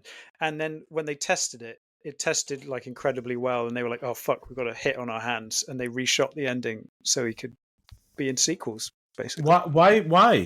Because that makes the most sense. Yeah, it's well done. It's worth the watch. As you can find it on YouTube, I'm sure. Oh, I'm making. I gotta say, Lazlo, you're full of beans, babe. I'm making a lot of notes on my phone for this one. Future podcast: top 10 deleted scenes. Oh, write that down. I've ruined some now already, but there we go. This is good stuff. Right, it's all about the content. I should start a podcast. Boys. So yeah, Commando, Rambo, and then Die Hard, which we talked about, all the Lethal Weapons, which is correct, regardless of whatever sound Lazlo makes behind me saying this. And does Beverly Hills Cop count? Yes, it does. Yes, it does. Mm-hmm. Because they are good films. Well, 1 and 2, 3, and then 4, yes. So, again, as what's his name? Meatloaf sang, 3 out of 4 ain't bad. Mm. Lee Wiles says Lethal Weapon, which is correct. Bad Boys. Interesting. Yeah, which is, I gotta say, my only, I watched Bad Boys around the same time when I was a kid, 95, so it would have been like 12, not 95, 12 or 13. Bad Boys to me was, I don't want to be politically incorrect here, but you watch stuff like the Friday films, I think of them as kind of like urban, like it was a way of life and a way of speaking I'd never heard before. Mm-hmm. So I like that kind of, I call it like, an urban sort of way of speaking that I found really cool because it was so far beyond my sort of ken that I just found it really intriguing and really witty and funny and clever. So I do like the original Bad Boys film in the same way I like the original Friday film. But my lasting memory of the Bad Boys films, and I still haven't seen the new one, is my mother really fancying Will Smith because the scene where there's a foot chase and then he stands up and he's got his shirt open. And she made the same sound she made when was it not in the first Expendables, not Tiny Lister? Who was the muscular black man on the first Expendables film? Not Tiny Lister. Terry Crews. Yes. He fires the chain gun in that in slow motion, and I remember in the cinema she went, ho ho ho ho, like it was. She was obviously sexually aroused by it, and Sid James.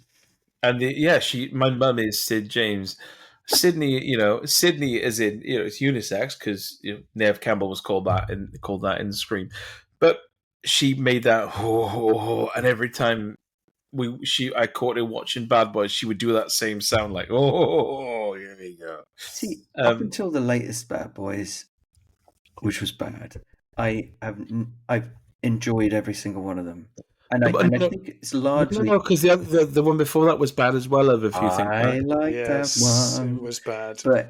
But the point is, the reason I think I enjoyed them all is because of like Will Smith and Martin Lawrence and their banter and stuff like that, and so that kind of carried them. The fact that I couldn't stand the latest one, and it's it's still them doing basically the same stuff, means that it must have been really bad because. For me, that whole franchise has been carried purely on them messing about, really, rather than the action, I'd say. The second one has the best action, I think it's fair to say. Second one. Is that the one where they literally drive on the roof of a town at the end? Yeah, they plow through an entire ghetto in Humvees. And there's a scene in the middle as well where there's a car chase where the bad guys stolen like a truck full of dead bodies, and they're like throwing the dead bodies out of the back to try and like stop them from chasing them, and they're just sort of splatting over the road, and then they're running over the bodies as they go. It's disgusting and yet hilarious and over the top. And this is all well and good, gents. Which is the one with Tia Leone in it? That's the first one. Yeah, that's the best one then. The first one cost about something like $11 million, and the second one cost $200 million. How? Jesus Christ. Well, in fairness, the second one, the action scenes are ludicrous. They actually blew up a real mansion for it, apparently. Is the second one Bay as well? Yeah. Rupert, the fourth one that you didn't like, the ending shootout, is it in a mansion? Can't remember. Hated it. Oh, wow. I would have to watch this. Well, I think it's in like a marina or something. Yeah, I remember like an old crusty building. That might have been the third one, though. Yeah, the third one's mansion. They come sliding in, obviously. So Lee Wiles in there with Lethal Weapon, Bad Boys, and his third choice is True Lies. Oh. James Cameron, 1994, another classic. just before Arnie went on to do Eraser, like a real man. But I do love True Lies. I think it's because it's that blend of action and comedy that works. And the Mega Drive game was good as well. I don't know. It's a weird one, True Lies, because it's like I feel like Arnie is kind of miscast in it, but it kind of works. Kind of. But it's but it works because he is a magnetic presence.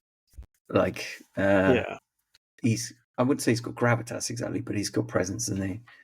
So it does work. And Jamie Lee Curtis is an appealing presence as well. Yeah.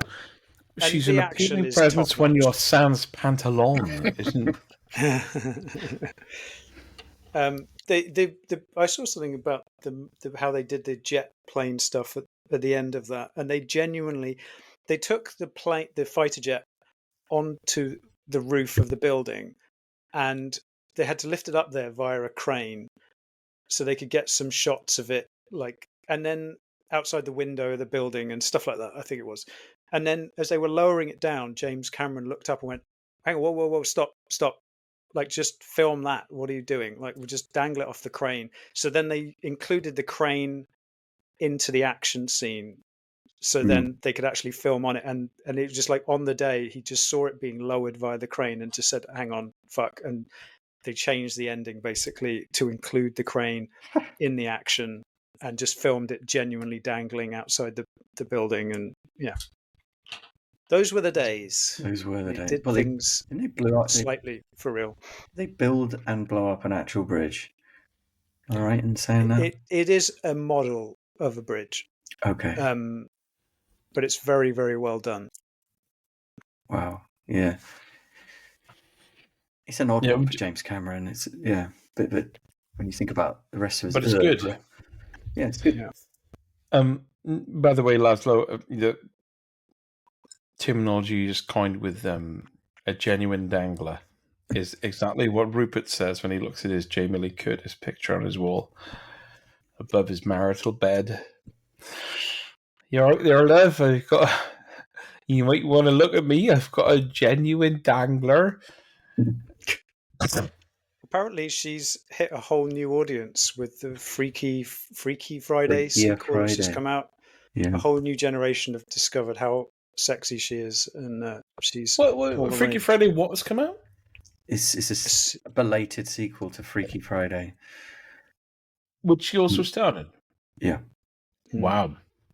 Jamie Lee Curtis was. We could do an episode on her because I remember. Yeah.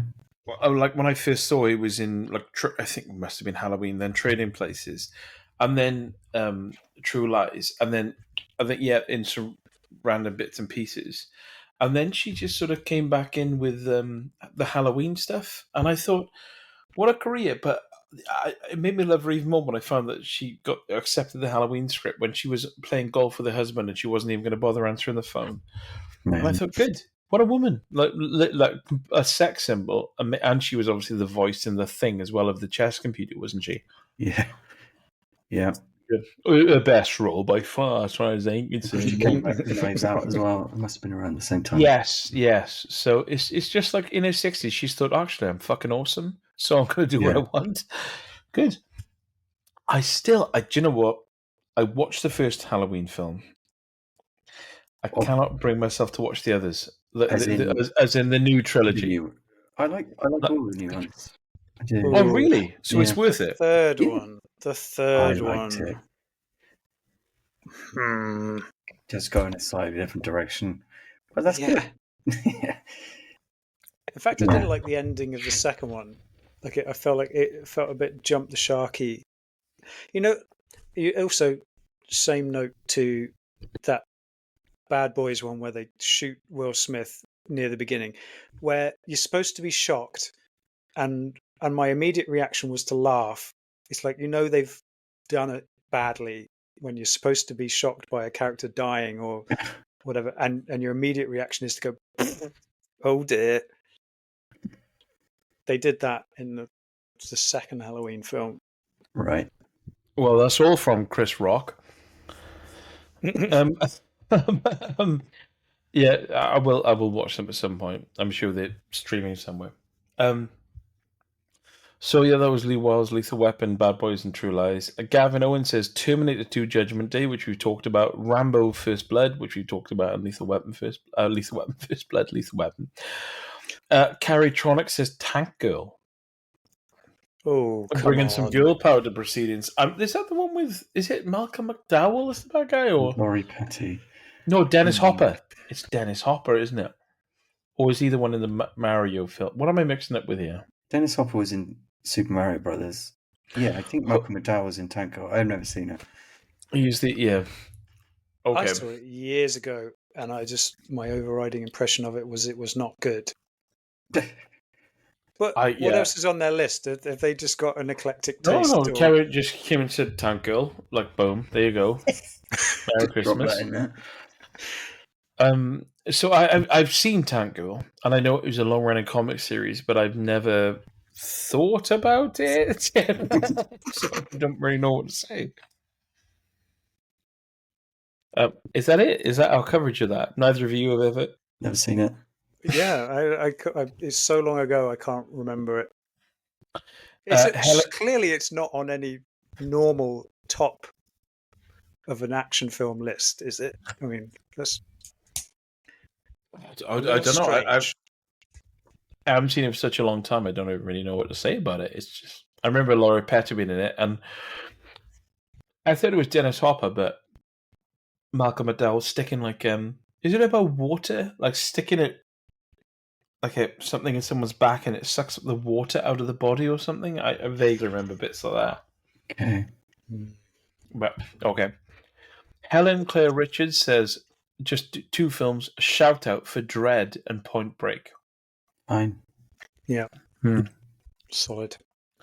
We talked about Dread earlier on, but Point Break was one of those films that I didn't watch until I was older, like in my 30s. And it was in this flat, actually, so it must be within the last 7 years. And I remember watching Point Break and thinking, I can't believe I haven't seen this. It's really enjoyable. And there's a scene where Gary Busey gets shot in the chest with a shotgun, and I literally stood up out of my chair and shouted no at my TV because I was enjoying him so much. And I've never done that before or since. I was so enjoying I thought, well, he's obviously going to be here at the end, and I was gutted when he got shot. And it's got a beautiful ending, and it's sort of symphonic in its storytelling. It's so, I don't know, it just seems point A to point B to point C with these big moments. It felt oddly symphonic. And great foot chase as well. Yeah, the action is rock solid in that film. And I know what you mean about symphonic. It's something almost romantic and kind of loving. Maybe it's because it's directed by a woman. I don't know, but the way she kind of films the men feels kind of sexy without being camp somehow. Yeah, it's like a film that, how can I say it? It's like it. An unspoken respect for other people's wishes. In the film, no one actually says anything, but there's this sense of sort of love and trust. It's quite cleverly done, really, because if it was over the top, then it probably wouldn't have done as well. I guess it's like the heroic bloodshed kind of thing, isn't it? Like that John Woo did, where you got 2 guys, and Heat does it as well, who have a mutual respect for each other, and they don't necessarily have to have hilarious conversations or anything. There's just the kind of an unspoken kinship. Men of action. Yeah. My Beloved Face said Die Hard, which we talked about, Taken, which you talked about, and a film I was going to talk about this, but we'll push off to the next episode, The Fugitive, 1993 with Harrison Ford. That's a cool movie. Yeah. It is a cool movie, and one I would talk about at length today, but I'll obviously hold it off the next one. But it's very... I don't want to say too much because I'm going to cover it whenever we next talk about films. But I'd never thought about it as an action movie. I thought about it more as a thriller. But I've watched it really recently, and it is oddly timeless, but also has that thing of being locked to the technology of the time, which makes it more oddly endearing for people of our generation. So there's going to be a point where people are going to watch this film and think, "Oh, why didn't you just fucking phone someone? Why doesn't he just call Tommy Lee Jones and say, boom, boom, boom?" But yeah, she said, "I love The Fugitive." When I watched it, I thought, yeah, this is very rewatchable, which is rare for a chase film, and Harrison Ford can do that moment-to-moment sense of panic really, really well. He does it better than anyone, doesn't he? Yeah, that's why he's just so good at it. Like, what the fuck's happening? Like in Firewall in 2001, it's just there's something about his face that you can just believe he's thinking, "How can I get out of this? What's happening?" Yeah, which is again a callback to that Die Hard thing, which is a bit of a lost art. Grant Slade said Terminator 2, which he talked about, and then he said Bourne Identity. Okay. Yeah, It's probably the one that's aged the best. You think better than the second one? I think the problem is that because Greengrass introduced the style of editing that he did, you watch the first one, you think, "Oh, it's so good that I can actually see what's going on." Yeah, I feel like the second one's got a more mature story and stuff. But you're right. On reflection, it's probably the one of the more visually irritating ones on reflection. Yeah, and then the third one just doesn't make sense.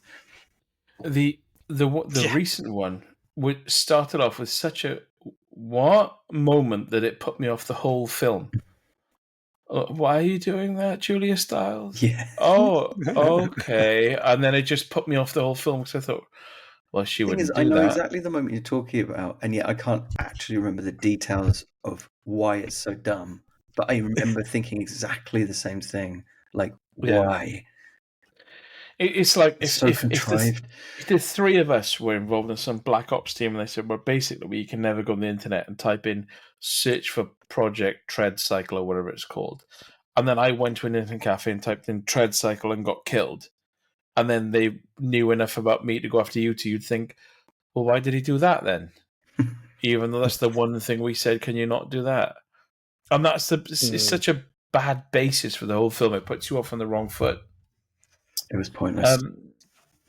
And his third choice is Dark Knight, which is sequel. Was that the one with Heath Ledger? Yeah. Yeah. It had good action in it. I will say that it had very good action in it, and it was. And Nolan had dispensed with the Greengrass style editing that he employed in Begins.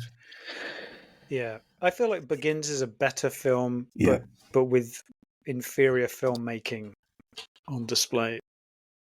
Yeah, like some of the action sequences in Dark Knight are amazing, like the chase with the truck and all that. Pretty incredible. And basically, that's all the movies you had. So I'm moving on to my movies. I'm not going to cover now. So I guess we're going to move on to the ArkinZ'Dar. Oh yes. So, I have to quickly 1 second play. What was the last ArkinZ'Dar? It was Roy Scheider or something, wasn't it? Roy Scheider to David Marissa Tomei? No. Roy Scheider to David Thewlis? Scheider to Lee Schreiber to the mega ArkinZ'Dar. Yeah. Sorry. So I'm just going to play this because I forgot to play it last episode. I got it sent to me while we're recording. Okay. So this is Utah Smith and his entrance to the last ArkinZ'Dar. Roy Scheider is in 2004 Punisher. I think it's 2004, the Thomas Jane one, with John Travolta, who was in Hairspray with Christopher Walken, who was in Batman Returns with Michael Keaton, who was in Spider-Man No Way Home or Homecoming, whichever one they are, with Maria Tomei. Maria Tomei. Oh, that was it. That was Marissa Tomei. So thank you, Utah. So we've got this one is Catherine O'Hara to Burt Reynolds. and I've got my own. Basically, we've got one entry right, apart from ours. So we do ours first, and then the guest. So can I go first because I've done this for the first time in about a year and a half? Sure. So this is Catherine O'Hara to Burt Reynolds. Catherine O'Hara was in Beetlejuice with Alec Baldwin. It was in Mission Impossible something with Ving Rhames. It was in Striptease with Burt Reynolds.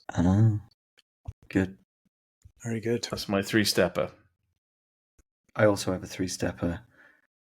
But Reynolds is in Boogie Nights with Louis Guzman. He's in Carlito's Way with Al Pacino. Who's in Dick Tracy with Catherine O'Hara. Oh, nice. I also have a three-stepper, a not dissimilar one. Burt Reynolds was in Boogie Nights with Mark Wahlberg, who's in The Departed with Alec Baldwin. Alec Baldwin, who was in Beetlejuice with Catherine O'Hara. Oh, nice. Yeah, that's good. And Dr. Congo Fighting says, here comes the fart sniffer. I'm not sure what that means. Catherine O'Hara was in Best in Show with Jennifer Coolidge. It was in American Pie with Sean William Scott. It was in The Dukes of Hazzard with Burt Reynolds. Yeah, that's a comedy theme. That was a knockabout route. Trip. So I really, really need a pee. So we have to wind this episode up pretty quickly. So what's the AZ for the next one? Wow, we've got a lot to choose from this time, haven't we? Bloody Patrick Swayze. Have we ever done Mel Gibson? Oh, okay. Have we got what? Have we ever done Mel Gibson? No, I don't think so. Okay.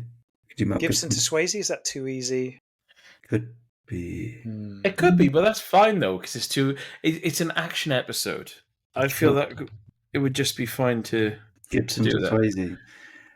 Yeah, so Mel Gibson to Patrick Swayze to Mel Gibson. So what would you say we've taken away from this? In all fairness, this has taken up a full 2 hours.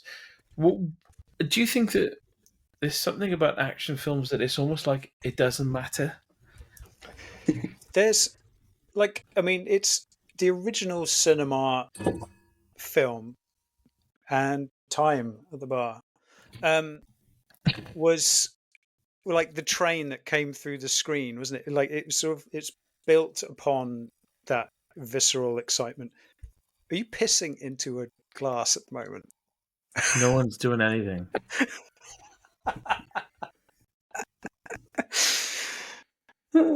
I'm a pint glass. If it's just it's like a tumbler, like a shot glass. Oh god, it's getting a bit hairy. A series of shot glasses in a row. Just barman can I have 10 shots? 10 shots of no, I'm not. I'm just pouring my last bit of wine. Yes. So I love the fact that Britt really needs a piss, and so Lazlo starts talking about the birth of cinema. Let's work our way through action movies for last century. Yeah. I didn't even get to talk about like favorite action moments as well, because there's something about those ones where I've seen ones where you genuinely get like a spine tingle and stuff. That's kind of special. Anyway, but I suppose, genuinely, like film did start out as an action thing because there wasn't any sound, right? So it had to be kind of like it's a visual medium. Yeah. It was a fairground attraction. Yeah. So. But what is it about? Yeah, action. I think what I've taken away from everyone's responses is that there are. I mean, I know I'm in my early 40s, and then all the sort of maybe all the listeners around the same age, or the people that responded. There's been nothing beyond like what 2000. Do you know what I mean? It feels like there was a time for action cinema where there were some real key movies, and whilst other films are good, and like John Wick is probably the most recent one we talked about. Each genre of movie has its golden era, and I think luckily for us, it was the 80s and 90s. So yeah, it's interesting that we didn't really hear any comic book movies other than The Dark Knight, but that's owes more to like classic crime cinema, really, doesn't it? Yeah. I think a lot of comic book films have they rely heavily on CG, so they don't feel the same way. They don't have that visceral edge. Yes.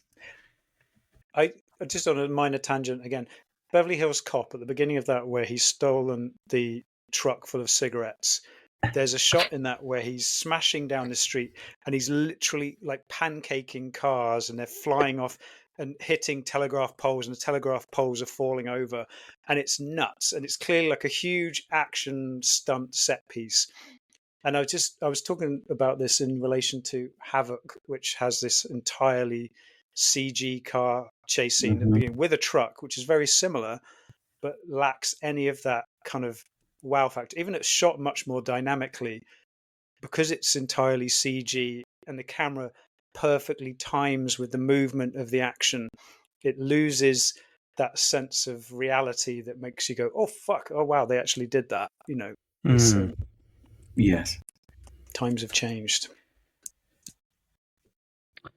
I don't think we'll ever get. And I feel like there's when you watch like RoboDoc and you read about the background behind like Die Hard, Lethal Weapon, it's like that you'll never get that sense of roughness again. Everything is fixed so corporate now. Everything's fixed in post. There's never going to be that. That scene wasn't supposed to happen, but they kept it in. It's all too quick to fix now. So it's almost like we've seen and luckily I'm saying it. We've seen the golden age. Any generation can sort of enjoy this, but I just can't imagine in 20 years I would have another 3 or 5 action films that would top what we've talked about today. No, I know what you mean, because now that ship has sailed with that kind of like real world weight to everything, then they'll just exist in time as kind of monuments to that time, that era of filmmaking, I guess. I'll tell you what I've noticed. I'll use this as an example in Commando, right? When at the end, when it just cuts to him pressing the button as he's running across the field, and he blows up those buildings, and they're clearly like balsa wood and matchstick, and the people are clearly cardboard cutouts on sticks, and they get blown over. Like at the time, you didn't question it, and when you found it afterwards, you thought, "Good." Now it would be like, "What?" Yeah. It just wouldn't happen, and I think that's what you're missing. That sense of, oh fuck it, we're having fun. It may happen, but it would be a joke, right? It would be like it would be a known joke, and it would be highlighted. Yeah, we've been really lucky. I know we talked about video games a little bit through this as well, but we, all the different formats. And I do feel like with this podcast, we're all around the same age, and I think that we're more interested in the moment of finding those hidden gems and finding those moments that it went from like PM entertainment in the early to mid 90s to, actually we can just film something with Wesley Snipes turning up for a day on an industrial estate and people wandering around it. It can go on the Sci-Fi Channel. You're like, there's a moment there, isn't there, where you're like, this isn't fun. I'm intrigued to hone in on lazy. Yeah. So no, it's been really interesting. And what if you were just for our own sort of thought, what would you say if we were going to talk about the next genre, top 3 or top 5? What would the next genre be? Horror or comedy? Or I'd be happy with horror. Horror could be nice, actually. I reckon the horror one would be much more varied. We could do it for Halloween, couldn't we? Oh, that's a bloody good idea, Rupert. But it's been a long night, and I've got to edit this, and I've got to have a wee soon as well. So I think that we all need to close our eyes, and if we just put our hands together in a sort of prayer format, and just to, as we do, Lazlo, you don't know this, we've always done this to end every episode. We just name the amount of women that have ever fancied us. I'll go first. 46. 12. It's the name or the number? Okay. I thought you said the names of the women. I was like, bloody hell. I couldn't name 46 women, mate. Susan. Dennis Quaid. Geraldine. That girl I met at the supermarket that one time. Ryan James. I was once at a supermarket, and there's a woman in front of me, and she had see-through leggings on, and I was very clearly looking at her bum. And I was looking at it thinking, surely you know, with those trousers, that people are going to look at your bum. And as I was thinking that, she turned around really quickly and looked at me directly in the eyes, and I looked straight up to distract myself. So, like, straight up at the piping in Morrison's ceiling, and she must have thought, oh, you're looking at my ass.